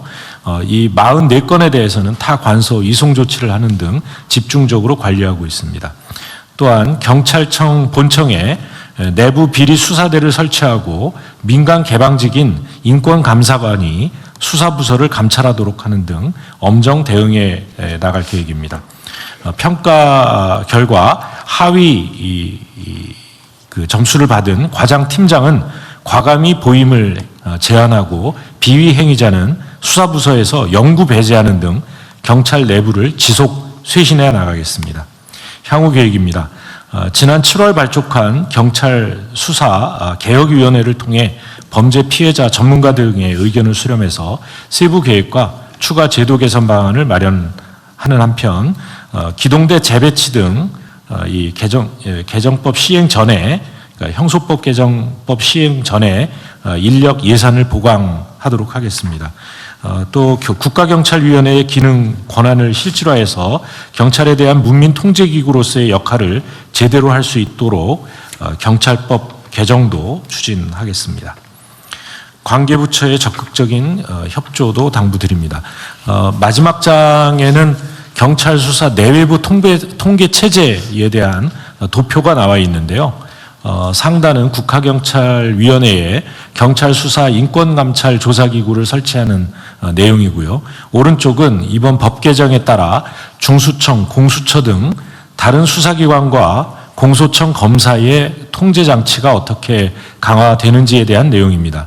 왼쪽은 사건 관계인의 권리보장 및 타 기관에 의한 통제장치 등에 대한 내용입니다. 마지막으로 가운데는 경찰 내부의 통제 체제입니다. 개방직 인권감사관의 수사감찰, 또 경찰 수사심의위원회 실질화, 또 내부 비리수사대 설치에 관한 내용이 담겨 있습니다. 이와 같이 한층 강화된 내외부 통제장치를 통해 이번 그 경찰의 수사 권한 강화를 계기로 더욱 이 공정하고 이 정의로운 경찰 수사가 이루어지도록 최선을 다하겠습니다. 이상입니다. 수사 결과에 대해서 이견이 있으면 고발인과 피해자가 이의 신청을 할 수 있다. 지금까지는 피해자만 할 수 있었는데요. 고발인도 그러니까 제3자가 할 수 있게. 예. 이의 신청하면 어떻게 됩니까? 이의 신청을 하면 그 검사가 우선 판단을 하게 됩니다. 검사가 판단하고 보완 문제가 수사. 있으면 보완 수사 요구를 하고 예. 보완 수사 요구에 불응을 하거나 이러면 징계 요구를 할 수 있고요. 그다음에 수사에서 배제 요청을 할 수도 있고요. 그런 것이 잘 안 들어질 경우에는 수사 관서를 변경할 수 있습니다.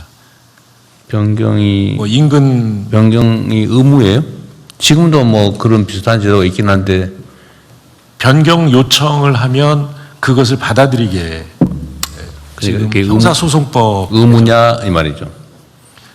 예, 저는 의무로 알고 있습니다. 그래요? 예, 그렇습니다. 개정 형사소송법이 이번에 개정이 돼서 검사가 보안 수사 요구를 정당하게 경찰관들이 잘 이행을 안 할 경우에는 상급 관청에 이렇게 수사를 하도록 할 수도 있고 타 수사기관에 이렇게 그 보안 수사를 요구할 수도 있고 돼 있습니다. 타 수사기관이라면 다른 경찰서 아니면 예, 중수청 중수청. 같은. 예, 예. 경찰의 수사와 관련된 비위 행위에 대한 수사권은 어디가 같습니까? 공수처, 공수처, 중수청이 가지고 있습니다. 공수처와 중수청이. 예. 경찰관의 하위 직급 비위 행위는 공수처 소관은 아니고. 예. 그런 건 공수처가 중수청으로. 경무관 이상, 그리고 하위직은 중수청입니다. 중수청으로. 예.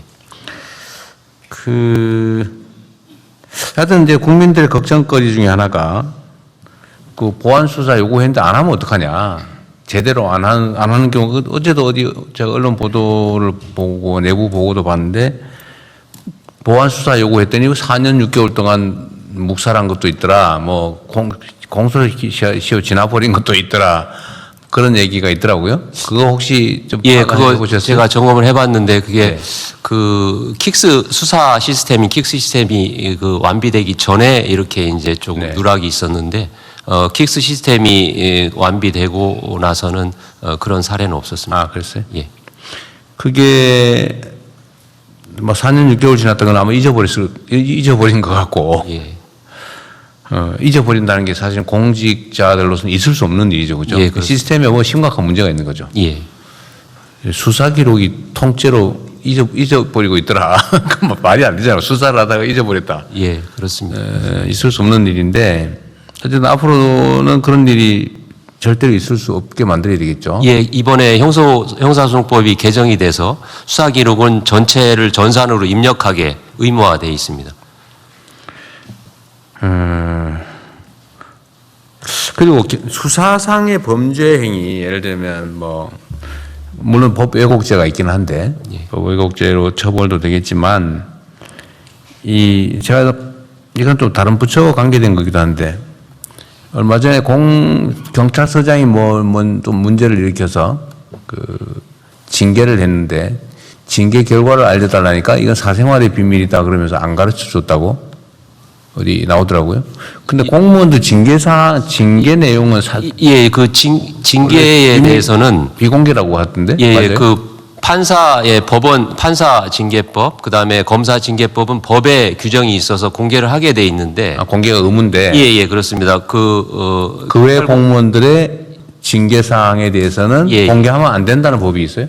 예, 뭐 개인정보보호법이나 뭐 이런 공무원 징계령에 의해서도 지금은 공개가 안 되도록 그렇게 돼 있습니다. 그래서 법률상 금지돼 있어요? 예, 법상으로 그렇게 돼 있습니다. 그 좀 이상한 것 같아요. 공직자들이 공무 수행과 관련해서 뭐 문제를 일으켜서 징계를 당한 게 그게 왜 비밀이지? 오히려 더 알려가지고 책임을 물어야 되는 거 아닌가요? 개인정보보호위원회에 혹시 그런 뭐 관련된 정보가 있어요? 이게 이유는 사생활에 관한 거다. 뭐 그렇게 주장을 한다더라고요. 근데 왜 법에 그런 규정이 명확하게 있다는 거죠? 이상한데? 예, 징계 관련하니까 이 공무원 인사 그 법에 그 공개하라는 규정이 없으면 개인정보보호법이 적용이 됩니다. 그래서 이런 부분에 대해서는 우리 저 인사혁신처하고 의논을 해서 그게 개인정보인가? 아니, 그러니까 공직자가 공무수행과 관련해서 뭔가 사고를 내서 공적 책임을 부담한 게 그게 어떻게 사생활이지? 개인정보일 수가 있지, 그게? 그럼 내 개인이 범죄 저지른 것도 개인정보겠네? 제가 전문은 아닙니다. 네, 전문 아닌 사람 얘기해 보세요. 비전문가의 의견. 공무와 관련해서 대통령이 말했습니다. 공무와 관련된 거 말고 사사로운 개인 비위를 저질러서 징계를 받는 경우도 있지 않습니까? 예를 들어서 뭐 음주운전을 했다든지 네, 술 먹다 행패 부렸다든지 이런 거? 뭐 이런 경우가 아닐까 사료됩니다. 그래서 구분하면 어떨까 생각됩니다. 공무를 하다가 중대한 공무의 잘못에 대한 징계를 공개하는 것과 공무원도 개인 사생활이 있기 때문에 퇴근 이후에 뭐 했다든지 뭐 근무 중에도 아니 그게 공직자들이 사생활이 있죠. 근데 사생활을 이유로 공무원의 신분에 대한 제재를 받았다. 그건 공적인 일 아닌가요? 그 공적인 일로 전환되는 거지. 내가 어디서 술집에서 좀 술 취해가지고 좀 그랬다. 그건 사생활일 수 있죠. 그러나 그게 공무원의 품위유지 의무 위반이다라고 하면 그때는 이미 공적인 것이죠. 혹시 법제처나 뭐 그 의견 있어요? 그 부분은 뭐 생각은 못했습니다. 뭐 검토는 해보도록 하겠습니다. 네. 인사혁신처도 검토해본 일은 없을 것 같고. 네, 저희도 살펴보겠습니다. 개인정보위원회 아까 뭐 말씀하실 것 같은데 한번 해보세요. 네, 개인정보법에서는 이제 사실 뭐 개인정보를 최소한으로 수집하라는 원칙이 있습니다만 이제 이게 실제로 공익에 필요하다라고 하고 관련된 법적 근거가 있다 그러면 당연히 이제 공개할 수 있는 문제라고 생각이 됩니다. 그래서 이게 어떤 것들이 그 정의되지 거기 어디선가 법에 분명하게 이렇게 규정돼 있지 않다고 해서 그걸 할 수 없다 이렇게 접근할 수 있는 건 아니고요. 기본적인 이제 원칙만 저희는 이제 그 최소 수집을 하라 그리고 이렇게 그 목적에 쓰라 이런 것들이 이제 개인정보법에 되어 있는 것이지 어떤 거를 공개할 수 있다 없다에 대한 내용들은 아닙니다. 그래서 그 개인정보법 때문에 할 수 없다라고 하는 거는 그냥 좀 일반적인 오해 있을 수도 있고요. 그러니까 제가 봐도 그런 전반적인 상황을 좀 구체적으로 살펴볼 필요가 있습니다. 그러니까 경찰청장님 그게 그 공개하면 안 된다는 법이 있는 건 아니죠. 예. 해석상 그렇다고. 예, 해석상 그렇습니다. 사생활의 비밀을 보호하도록 규정이 되어 있습니다. 그래서 사생활의 비밀이라고 하기는 예, 사실 예. 좀 한번 그렇죠. 예, 그건 한번 어디가 점검해 볼까요? 법제처가 해보실래요? 제가 검토하도록 하겠습니다. 인사혁신처하고 좀 의논해가지고 나는 공직자들의 징계는 공적 사안이라고 보여져서 그건 당연히 알아야 되지 않나. 퇴직한 다음이면 혹시 모르겠는데. 저도 그렇게는 생각하고 있습니다만 대통령 말씀대로 공무원 징계령은 저희가 가지고 있는데 그것을 공개할 수 있는지 여부는 확실치 않아서 그걸 확실하게 파악한 다음에 보고 드리도록 하겠습니다. 그러니까 특히 아까 저기 노동부 장관의 분류도 나름 일리가 있는데 공적 사안에 관한 것이라면 그건 너무 당연할 것 같고 예를 들면 수사관이 수사 비리를 저질러서 징계를 당했는데 안 가르쳐줘? 그건 사생활의 비밀이다? 그 사생활 아니잖아요, 확실히. 그죠? 공무 수행과 관련된 거라면? 그건 사생활이라고 할 수 없는 거죠. 근데 사생활과 관련된데 징계를 당했다. 공적 사안도 전환이 된 거 아닌가 싶고. 하여튼 그 논의를 좀 해볼 필요가 있을 것 같습니다. 예, 한 가지만 더 말씀드리면은 그 기본적으로 방향은 좀 설정이 먼저 돼야 될 것 같습니다. 그러니까 이거를 적극적으로 정부가 나서서 국민들한테 공개하느냐, 아니면은 국민들이 요청했을 때 공개하느냐, 아니면 예. 그 뭐 일부러 뭐 또 그건 다 이렇게 그거는 또 하나의 제재이니까. 예, 대통령님 인사수석입니다. 지금 현재 뒤쪽입니다. 그 공무원 그 행동 강령에 따라서 그 각 부처 단위에서는 그 일정한 주기에 따라서 그 징계 사유라든지 뭐 대상 뭐 이런 것들은 전체적으로 공표는 하고 있는 경우가 많이 있습니다. 다만 그 실명으로 공표가 되고 있지는 않습니다. 그래서 그런 부분들에 관해서는 추가적인 논의가 좀 필요할 것 같습니다. 근데 제가 왜 이 얘기를 하냐면 공직자들은 개인 사인과 다르게 공적 권한을 가지거든요. 힘을 가진다고요. 이 권한이라고 하는 게 타인에게 자기의 의지를 관철하는 힘이잖아요. 강요할 수 있는 힘이란 말이에요.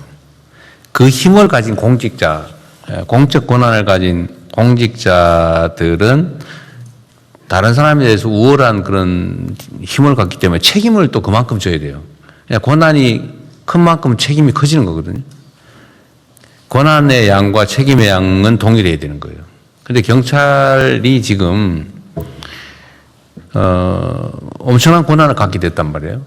예를 들면 수사 개시권, 수사 종결권까지. 예, 그렇습니다. 그다음 강제 수사권까지.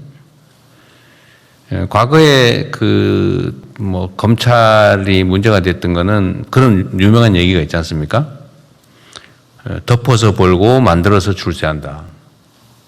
있는 사건 덮어주면서 돈 벌고 부정부패해서 없는 사건 만들어가지고 정치적으로 출세하더라.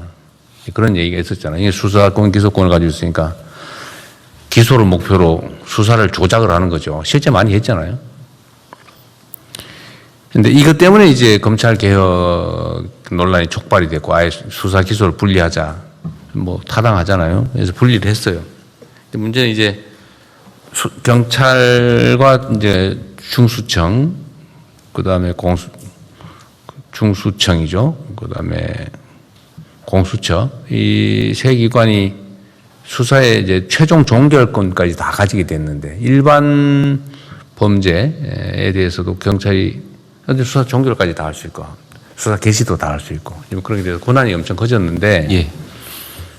그에 대한 상응하는 책임을 졌냐, 질 수 있냐, 또 질 마음의 자세가 돼 있느냐는 다른 문제 같아요. 저도 변호사를 오랜 세월 동안 했지만 뭐 검찰은 물론이고 경찰도 수사 못 믿겠더라고요, 내 입장에서. 저는 보통 개인 간의 분쟁이 민사 분쟁과 형사 분쟁이 뭐 동시에 발생하잖아요. 그래서 저는 절대 고소하지 못하겠어요. 전혀 다르게 사건을 많이 만들어가지고 오더라고요.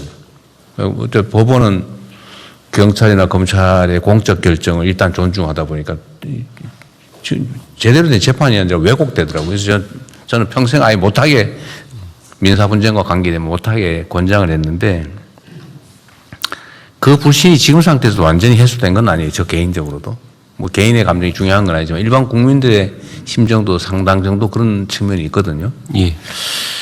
그러면 이제 수사에 대한 종결권, 이게 뭐 어떤 사건이라고 하는 게 뭐 아무거나 경위 사건도 있지만 대개의 경우는 개인이나 회사나 무슨 법인이나 인생과 운명을 결정을 하는 경우가 많거든요. 예. 심지어 가해자가 피해자 되고 피해자가 가해자 돼가지고 감옥 가고 막 돈 뺏기고 전 재산 뺏기고 막 이런 경우도 있더라고요, 보니까. 그래서 그런 엄청난 권한을 가졌으니 그에 상응하는 책임을 져야 되는데 지금까지 예를 들면 수사에 관한 비리를 저질렀다 이러면 그냥 뭐 우리가 보기에는 경찰 자신들은 중징계다, 뭐 정직 몇 개월, 뭐 감봉 몇 개월 이러면 중징계로 분류하잖아요. 근데 우리 국민들이나 피해자 입장에서 보면 아니 내 사건을 저렇게 망가뜨려가지고 가해자 피해자를 뒤집어 놓고 내가 진짜 자살하고 싶을 정도가 됐는데 결국 그 담당했다는 경찰은 뭐 감봉 몇 개월하고 계속 수사하고 또 딴 데 가서 그거 하고 있고 이해가 안 되는 거예요. 과연 권한을 크기만큼 책임을 지고 있냐? 내가 하는 수사 업무가 얼마나 엄중한 일인지 각성하고 있냐? 내가 이걸 최선을 다하지 않을 뿐만 아니라 고의로 이걸 왜곡하고 막 증거 슬쩍 숨기고 뭐 없애버리고 이래가지고 내 사건을 뒤집어서 반대로 만들면 어떤 일이 벌어지는지에 대한 그 엄중함을 갖고 있냐. 저 자신이 좀 없어요, 아직까지는.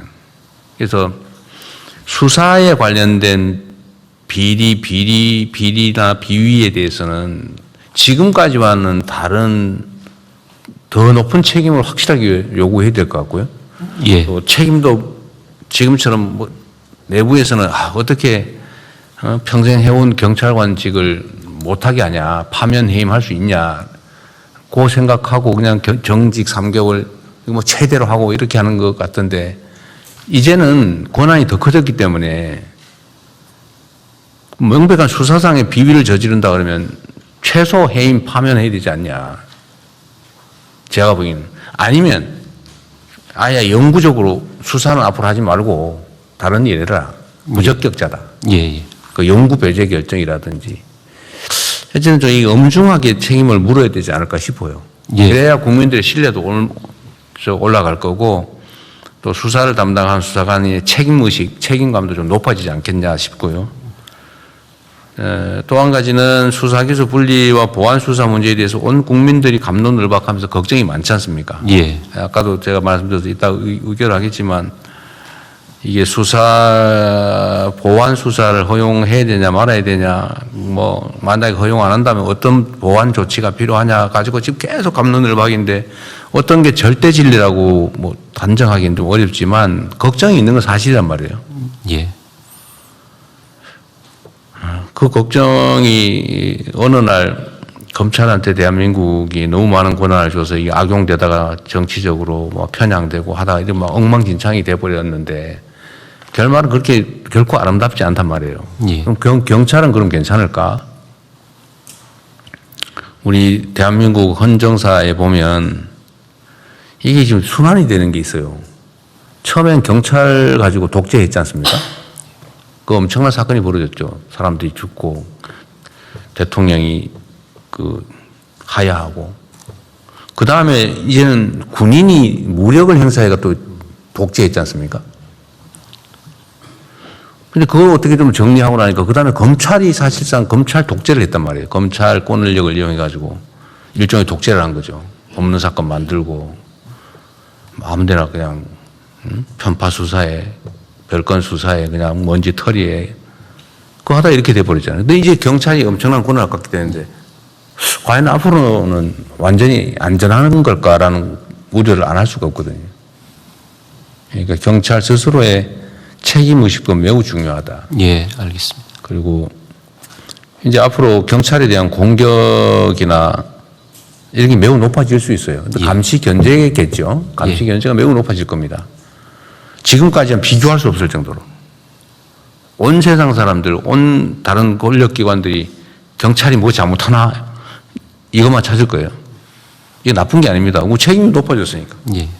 당연히 잘하라고 하는 거고 걱정돼서 하는 걸 테니까 미리 충분히 좀 대비를 하십시오. 대비한다는 게 숨기라는 뜻은 전혀 아니고 당연히 그런 일이 벌어지지 않게 정말 높은 책임감으로 높은 윤리의식으로 엄정하게 중립적으로 철저하게 범죄 피해자들 억울하지 않게 또 억울한 피해자 생기지 않게 노력해야 됩니다. 예, 유념하겠습니다. 네. 자, 걱정이 많습니다. 또 그러나 이게 끝은 아니니까 사람 사는 세상에 사람이 만든 문제는 또 사람이 다 해결할 수 있죠. 문제가 있으면 보완하고 또 부족한 게 있으면 채우고 그렇게 해나가야 되겠습니다. 어쨌든 행안부도 신경 써야 될 게 많습니다. 예. 제도 보완이나 이게 지금 이게 시간도 그리 많지 않고 단순한 문제가 아니라서 그래서 억울한 범죄 피해자들 생기지 않도록. 네. 장윤기 사건이라고 그 한 개의 사건도 상징되지만 얼마나 억울하겠어요. 있을 수 없는 일이 어쨌든 벌어지고 개인으로서는 목숨이 걸리거나 인생이 걸린 일입니다. 네. 공무원은 처리하는 일, 수백 개 사건 중에 하나일 뿐이지만 당사자는 인생이 목숨이 걸린 일이에요. 그게 공무원들이 하는 일이죠. 네, 워낙 중요한 일이라서 말이 길었네요. 네. 네, 추가 의견 없으시면 원안대로 접수하겠습니다. 그 다음으로 문체부 주요 정책에 대한 홍보 영상 상영이 있겠는데요. 그에 앞서서 최근에 자료를 보니까 그 우리나라를 찾은 해외 관광객이 굉장히 많이 늘고 있는데 네. 더구나 이분들이 한국에서 쓰고 있는 카드 결제액의 증가액이 전년 대비 굉장히 높은 수치여서 그 부분은 한번 문체부 장관님이 좀 설명해 주시고 그리고 저희가 어떤 부분에서 좀 해외 관광객들을 위해서 지방으로까지 갈 수 있는지 이런 부분에 대해서도 추가로 한 번 더 저희가 전략은 나중에 한 번 더 세워봐야 될 것 같습니다. 설명해 주시고 영상 상영도 소개해 주시면 좋겠습니다. 네, 방금 총리님 말씀처럼 그 지방 외국인들이 들어와서 지방으로 가는 비율도 매우 높아지고 있습니다. 올 상반기에 외국인 방한 관광객이 그 중동 전쟁에도 불구하고 지난해보다 21% 그래서 1,071만 명으로 역대 최고치를 기록했습니다. 그런데 더 반가운 거는 외국인들의 지방 관광이 27%나 큰 폭으로 늘어나고 있습니다. 지방 공항이나 항만으로 들어오는 숫자도 28%나 증가를 했고요. 외국인들의 KTX 이용률도 올 들어서 60%나 증가했습니다. 특히 이 숫자들은 최근 들어서 점점 더 늘어나고 있는 그런 추세인데요. 6월에 김해, 대구, 청주 등 지방공항으로 들어온 관광객이 작년보다 42%나 급증했습니다. 그만큼 외국인 관광객이 이제는 수도권을 벗어나서 대한민국 곳곳으로 관심을 넓히고 있고 또 그렇게 유도하기 위한 여러 정책들이 현장에서 잘 작동하고 있다는 반증이어서 매우 반가운 현상입니다. 외국인 관광객 증가는 지역의 경제력 활력으로도 이어지고 있습니다. 총리님 말씀하셨듯이 외국인이 신용카드로 결제한 숙박, 음식점, 쇼핑 같은 이 관광 분야 소비액이 올 상반기에 10조 원을 넘겼습니다. 이건 작년보다 3개월이나 빠른 속도입니다. 또 여행 수지도 이렇게 외국인 관광객이 들어와서 돈을 쓰는 게 늘어나면서 지난 3월에 저희가 2014년 이후 11년 4개월 만에 흑자로 전환이 됐었거든요. 그게 지금 3개월 연속 계속 흑자 상태입니다. 이제 6월 거가 이제 곧 발표가 될 텐데 어떻게 될지 주목하고 있습니다. 그래서 아무쪼록 이 지역 관광을 더 활성화해서 우리 국정목표인 외래 관광객 3천만을 조기에 달성할 수 있도록 최선을 다하겠습니다. 영상 하나 준비했습니다. 문체부 청년 문화정책 홍보 영상 어떤 즐거움을 눌러볼까요? 라는 제목의 영상인데요. 요즘 MZ세대의 필수템 하나가 키캡이라고 합니다. 이 키캡이라는 게 컴퓨터 자판 그 글자 위에다 올리는 그 덮개를 의미하는데요. 이걸 키링처럼 가지고 다니면서 뭔가 스트레스 받거나 힐링이 필요할 때 이걸 손가락으로 딸깍딸깍 이렇게 누르면 뭔가 소소한 재미나 어떤 그런 쾌감을 느낀다고 합니다. 맞아요. 여기서 이제 저희가 아이디어를 얻어서 키캡을 딸깍하고 누를 때마다 뭔가 청년에 관련된 여러 문체부의 그 문화 정책들이 청년들의 일상과 함께 펼쳐지도록 그렇게 영상을 구성한 건데요. 작은 딸깍임 하나가 청년들의 하루를 다채롭게 바꿔주듯이 문화부의 정책도 그런 존재가 됐으면 하는 마음을 담았습니다. 영상을 한번 같이 보시겠습니다.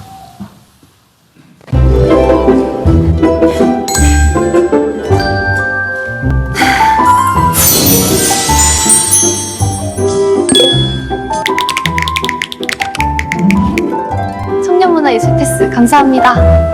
자, 이제 공연 보러 가자. 뜬뜬머니 적립해볼까? 와, 바로 적립됐다.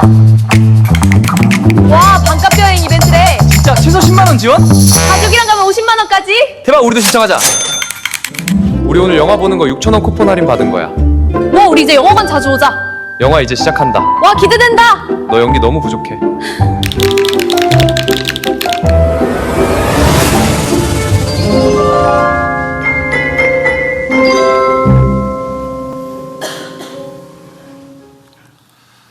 네, 참고로 이 영상은 AI 툴을 활용해서요. 문체부 내부에서 자체 제작한 건데요. 이거 사람도 네네. 모든 게 다 AI로 만든 겁니다. 목소리도 그렇고요. 이도 속았는데. 그래서 AI 월 구독료 외에는 별도 제작비는 없습니다.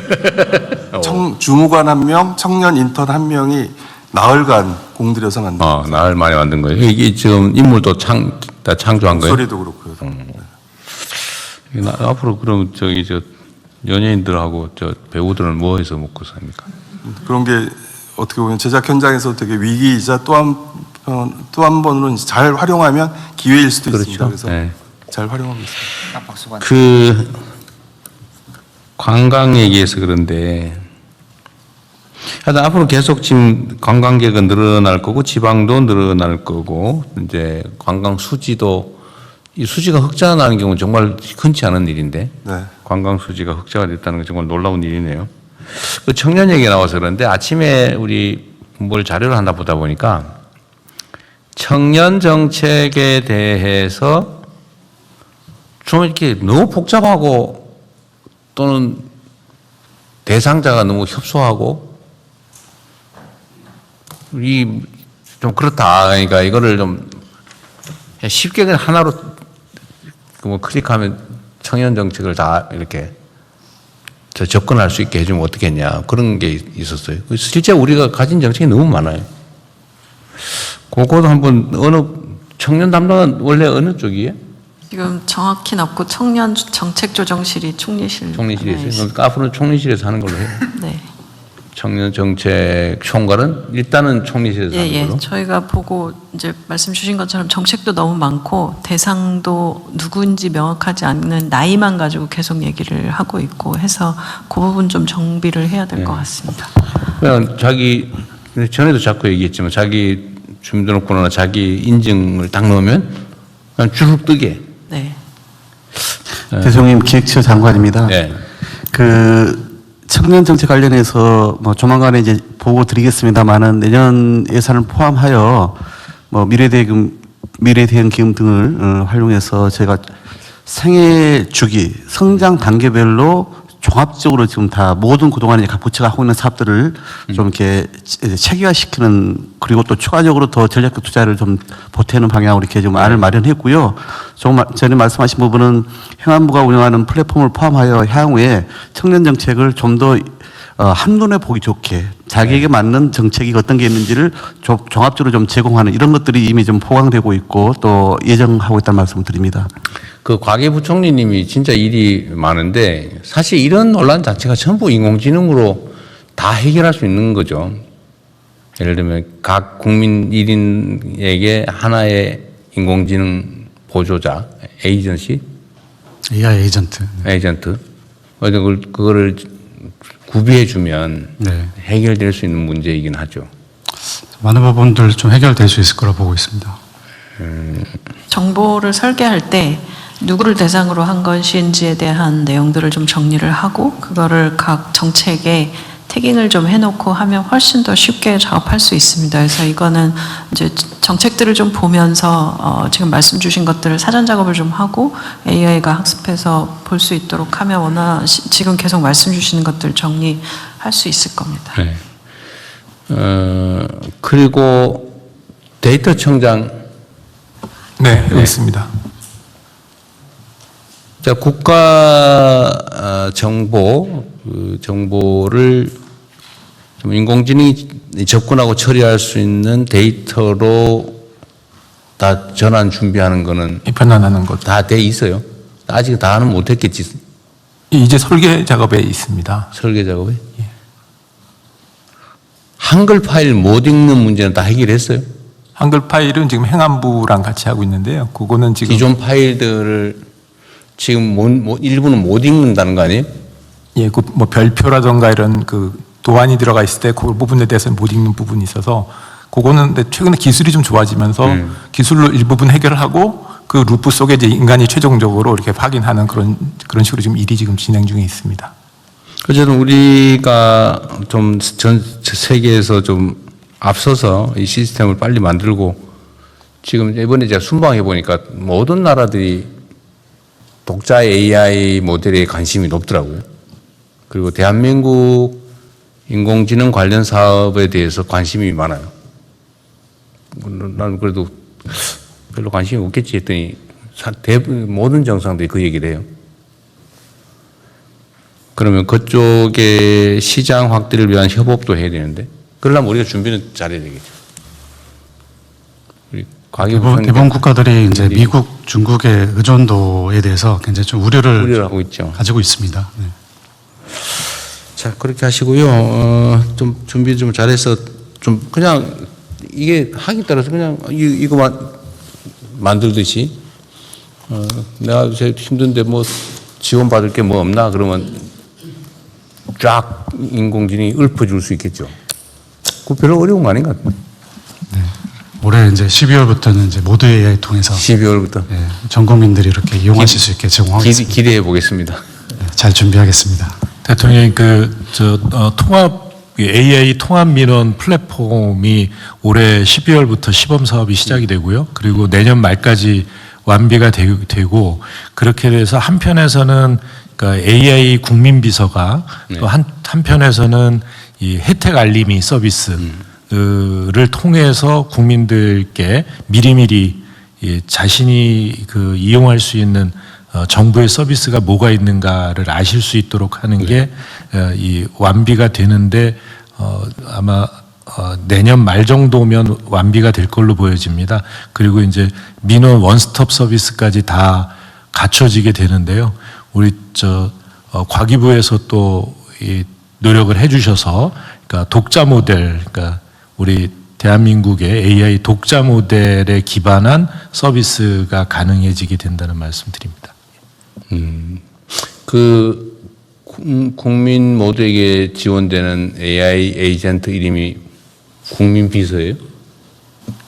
예, 그건 그 AI 국민비서 서비스는 지금 현재는 과기부에서 이런 건 아니고 행안부에서 그 만든 국민 AI 비서가 시스템에? 만든 것이 있습니다. 이 국민 AI 비서가 이제 모두의 AI도 같이 연동이 될 거고요. 그리고 이제 9월 달부터 국민 AI 서비스 개발 추진단이 이제 가동이 됩니다.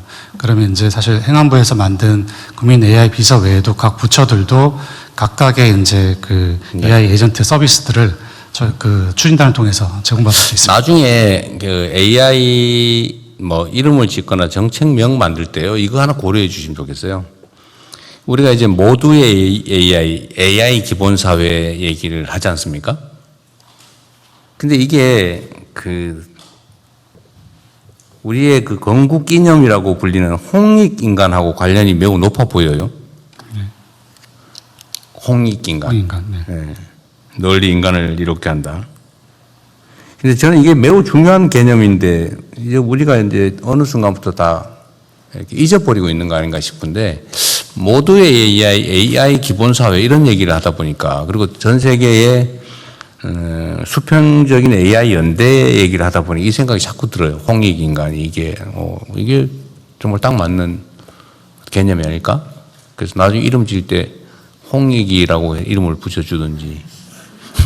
네, 좀 아이디어 한번 고민해 주세요. 그냥 지나가는 얘기인데, 사실 대한민국이 가지고 있는 좋은 개념들이 있거든요.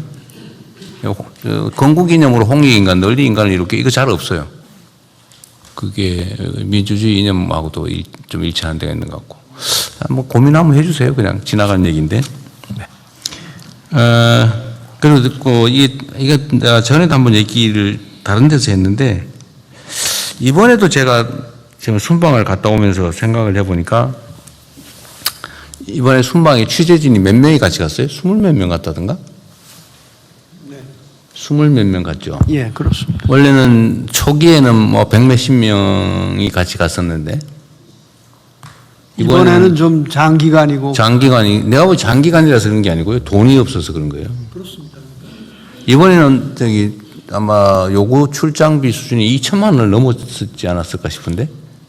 그러니까 장기간이 되니까 출장비가 올라가고 그걸 감당할 수 없으니까. 네, 문화부에서 누가 이거 가지고 있지? 얼마? 대통령님 62명 같습니다. 얼마?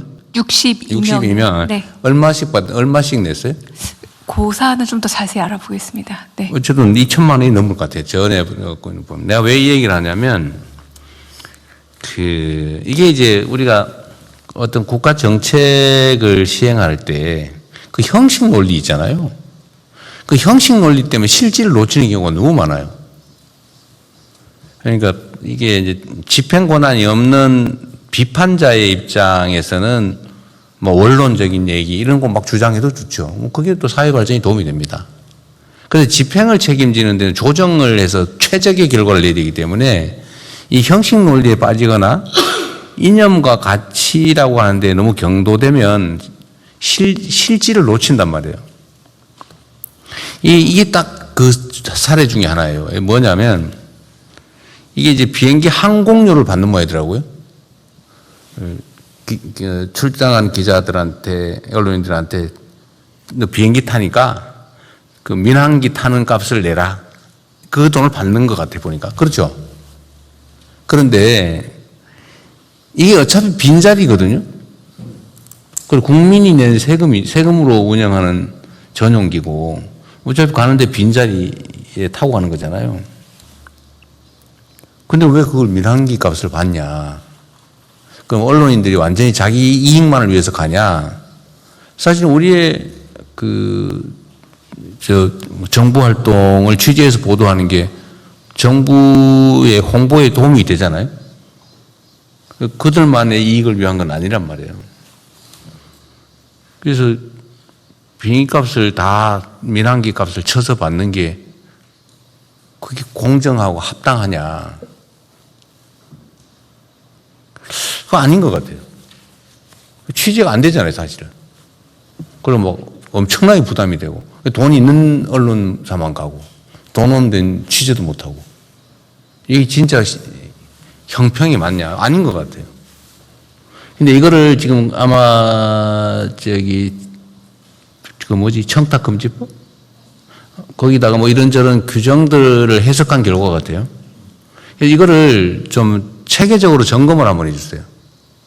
필요하면 규정을 좀 바꾸든지. 왜냐하면 언론이 동반해서 비용이 추가로 드는 건 받아야지.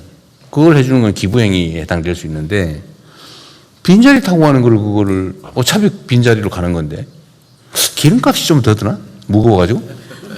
아니, 그러니까 그 기름값 더 드는 거 그거 좀 하고 밥값은 내야 되겠지. 밥값.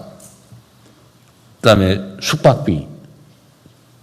뭐 이런 거는 받는 건 이해가 되는데 예. 비행기 값은 빈자리에 편승한 건데 그걸 왜 일반 민항기 값을 다 쳐서 받냔 말이에요. 그건 내가 부당이득 같아.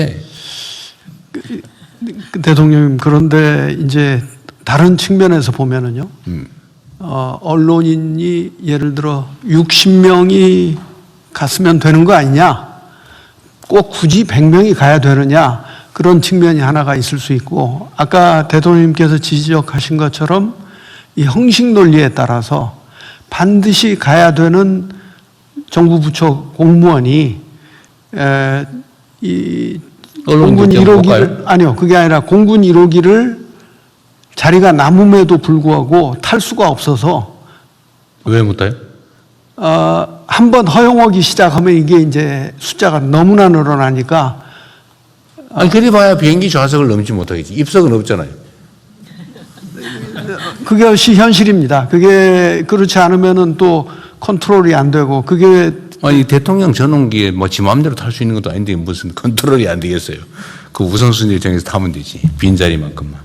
두 가지 사안 다 사실은 문제점이 있어요. 네, 검토를 한번 해봐 주세요. 그렇게 하겠습니다. 대통령님 말씀 좀 죄송하지만 항공료는 그렇게 큰 비중은 아니고요. 프레스센터 설치비와 그리고 한편으로 숙박비 및 부대 비용이 가장 큰 비용이고 항공 비용은 이번의 경우에는 714만 원 정도로 만약 민항기에 비해서는 굉장히 저렴한 가격이라고도 할 수 있습니다. 700만 원도 적은 돈은 아니에요. 예, 적은 돈은 아닙니다. 근데 그거 언론들이 안 타면 그 자리에 뭐 딴 사람 태워 돈 법니까? 맞습니다. 네. 그거 아니잖아요, 그게. 네. 그게 개인 거라면 또 모르겠는데 국민 세금으로 한 건데 이게 형식 논리거든요. 무조건 똑같은 돈 받아라. 그래서 그 점검을 어디가 해주실랍니까? 법률 검토를 해주세요. 이게 안 필요하면 제도를 좀 바꾸더라도. 국민권익위원회가 권익위원회? 예, 담당입니다. 예, 권익위원회 부위원장입니다. 그래서 그 점검을 좀 해주세요. 예. 청탁금지법 관련 규정하고 그 언론 출장 사례들 다 파악을 해서 저희가 좀 검토해서 종합적으로 보고 드리겠습니다. 네. 필요하면 규정을 개정을 해서라도 이게 형식 논리 같아. 좀 실질에 맞게. 그러니까 추가되는 비용은 부과시키는 게 맞는데 그게 아닌데 그걸 해야 되는 건 또 이해가 좀 안 돼요. 우리가 영업행위를 한 게 꼴이 되잖아. 반대로 얘기하면. 잘 점검을 좀 한번 해주시고요. 비공개로 전환하기 전에 또 민영배 우리 특별시장 오셨는데 거기가 광주 전남 광역특별시예요? 아닙니다. 전남 광주 통합특별시입니다. 그러니까 통합특별시가 전남 먼저예요? 네. 전남 광주 통합특별시. 네. 약칭은 광주특별시. 광주특별시입니다. 네. 그리고 앞으로 광주특별시라고 그럴게요.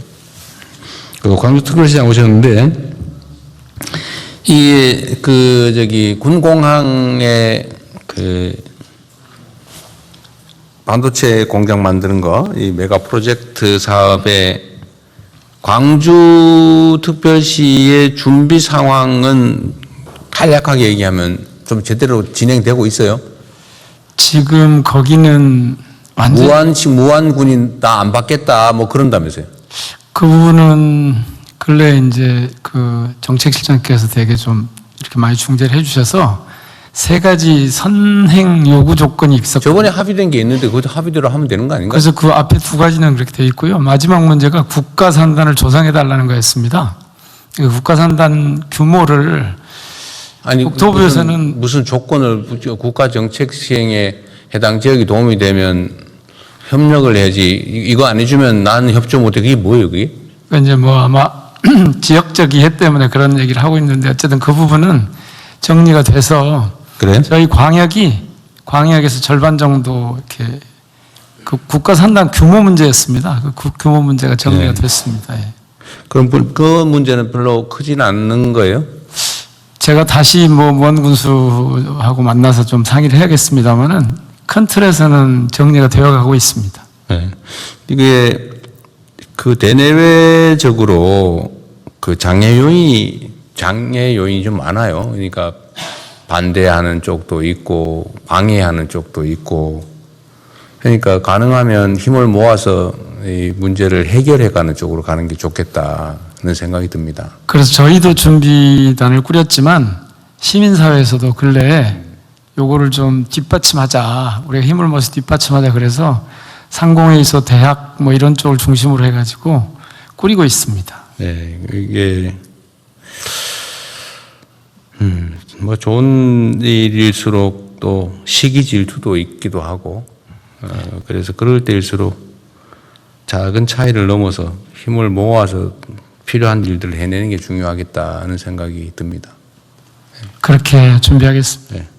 그리고 광주 특별시 소관 업무는 아닌 것 같긴 한데 지금 무안공항이 지금 여러 가지 이유로 거의 2년 가까이 돼 가죠 지금 지금 폐쇄된 지. 지금 거기가 지금 재개항을 못하는 유일한 이유는 12구 그 항공기 참사 사건이 종결이 안 됐어요. 유해 발굴이 그 아직 조사가 안 끝났습니다. 아직 안 끝났어요. 그 언제쯤 끝날 것 같습니까?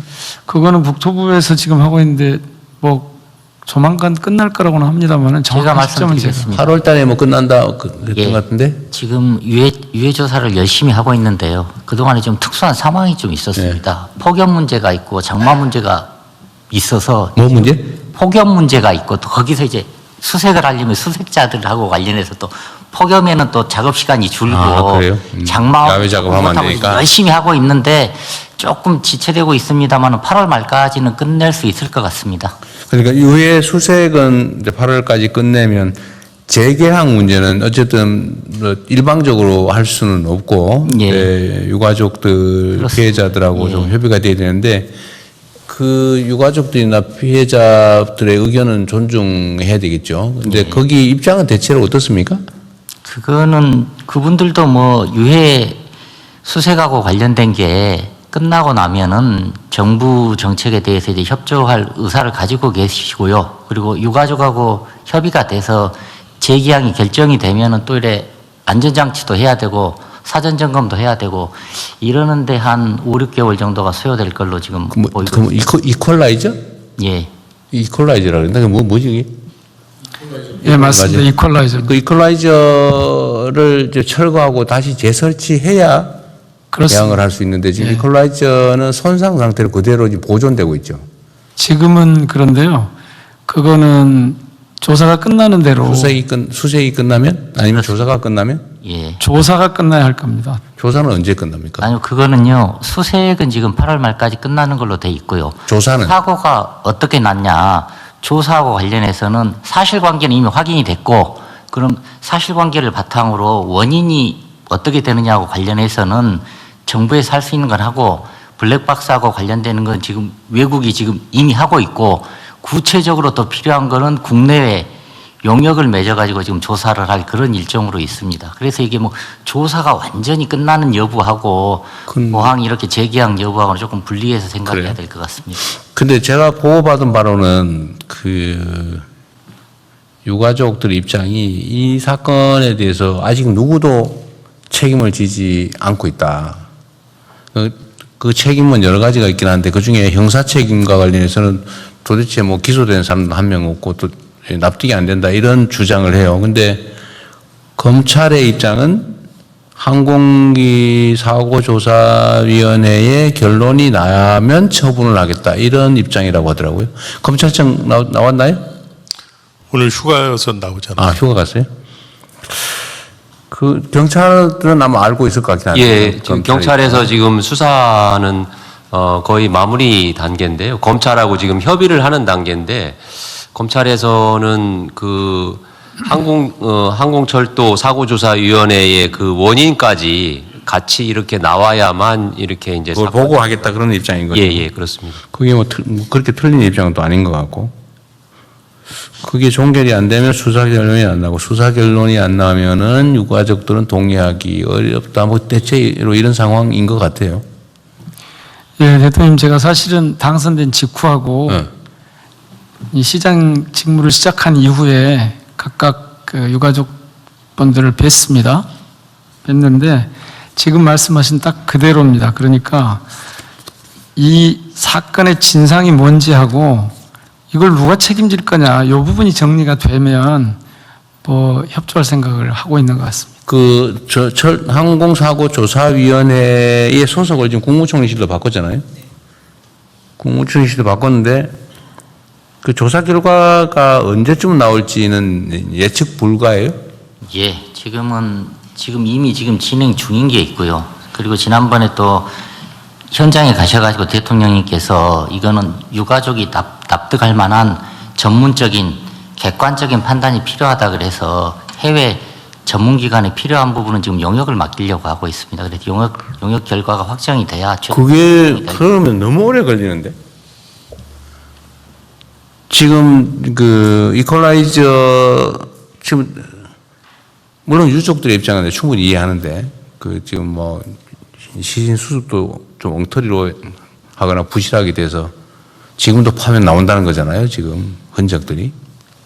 그러니까 도저히 용서하기 어려울 텐데 어쨌든 그 유해 수습이 다 끝나고 나면 사고 조사에 필요한 체증은 다 끝났을 거고 그럼 이퀄라이저 공사는 재개해도 되는 거 아닌가요? 그런 거까지 못하게 하나 유족들이? 어쨌든 그것도 한번 체크해 보고요. 그 부분하고 관련해서 조금 더 다 끝난 다음에 공사하고 하려면 재개항이 너무 늦어지고 이 재개항 문제가 지역 경제에도 영향이 매우 크잖아요. 특히 요즘은 조금 전에 문체부 장관님 말씀하셨지만 그런 영향이 너무 엄청나게 커서 크죠. 그래서 이게 유족들이 납득할 수 있는 좀 설명도 좀 충분히 할 수 있게 하고 또 뭐 여한이 없게 수색은 철저하게 하고 어느 정도 좀 정리가 되면 복구 공사도 하고 조사도 계속하고 다시 처분도 신속하게 하되 꼭 그거를 다 오고 난 다음에 하겠다 이거는 너무 과한 것 같긴 한데요. 여전히 유족들하고 얘기를 좀 잘해 보십시오. 지금 대통령께서 말씀 주신 것처럼 유족의 마음을 다치지 않도록 하는 것도 중요하고요. 그리고 다른 측면에서는 또 무한공항도 빨리 해야 되니까요. 그 두 입장이 다 고려될 수 있도록 그렇게 해보겠습니다. 국토부가 현장에 좀 자주 가보시고 총리 면담 요청도 와서 날짜 잡아가지고 총리 면담 유족님들 뵐 나뉘었어요? 겁니다. 그 설명도 좀 잘해 주십시오.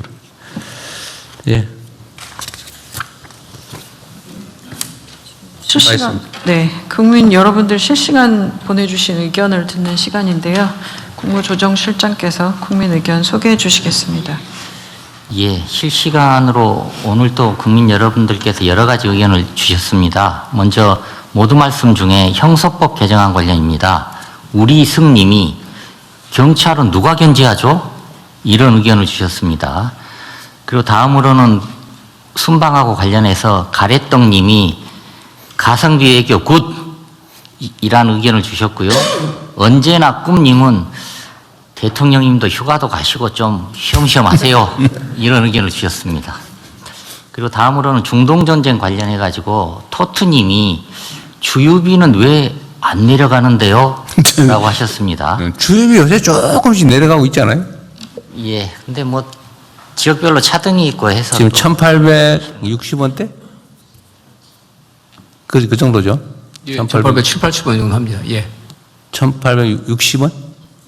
지역별로 난 70원 뭐 정도 되는데 60원, 70원. 하루에 1원씩인가 떨어지는 것 같더라고. 1, 2원씩. 그리고 그 다음에 삐삐님은 현장에서 체감이 가장 중요합니다. 라고 하셨습니다. 그리고 폭염하고 관련해서는요, 홈사자님이 가뭄이 너무 심하네요. 라는 의견을 주셨고요. 또 유재철님은 대형 현장은 폭염 대비가 잘 되어 있지만 소규모 현장은 폭염 대비가 전혀 없습니다라는 의견을 주셨습니다. 이건 이제 뭐 본인이 직접 가서 보신 거하고 이분이 근로자인지 아닌지 뭐 그런 차이가 좀 있는 것 같습니다. 그리고 다음으로는 경찰 수사 관련인데요. 휘파람님이 경찰 수사 공정성 말이 아닌 행동으로 라고 하셨고요. 캘린더님은 외부 감사와 투명한 공개 이 두 가지가 핵심입니다. 외부 감시, 하나는 외부 감시, 그리고 다른 하나는 투명한 공개 이런 말씀을 하셨습니다. 이분이 주신 투명한 공개 말씀이 아까 대통령님께서 말씀하신 거랑 좀 상통하는 부분이 있지 않나 그런 생각이 듭니다. 예, 이런 정도입니다 오늘. 네, 다음으로 의원 심의를 진행하겠습니다. 네, 의원 심의는 비공개로 운영하겠습니다. 언론인 여러분께서는 진행에 협조해 주시기 바랍니다.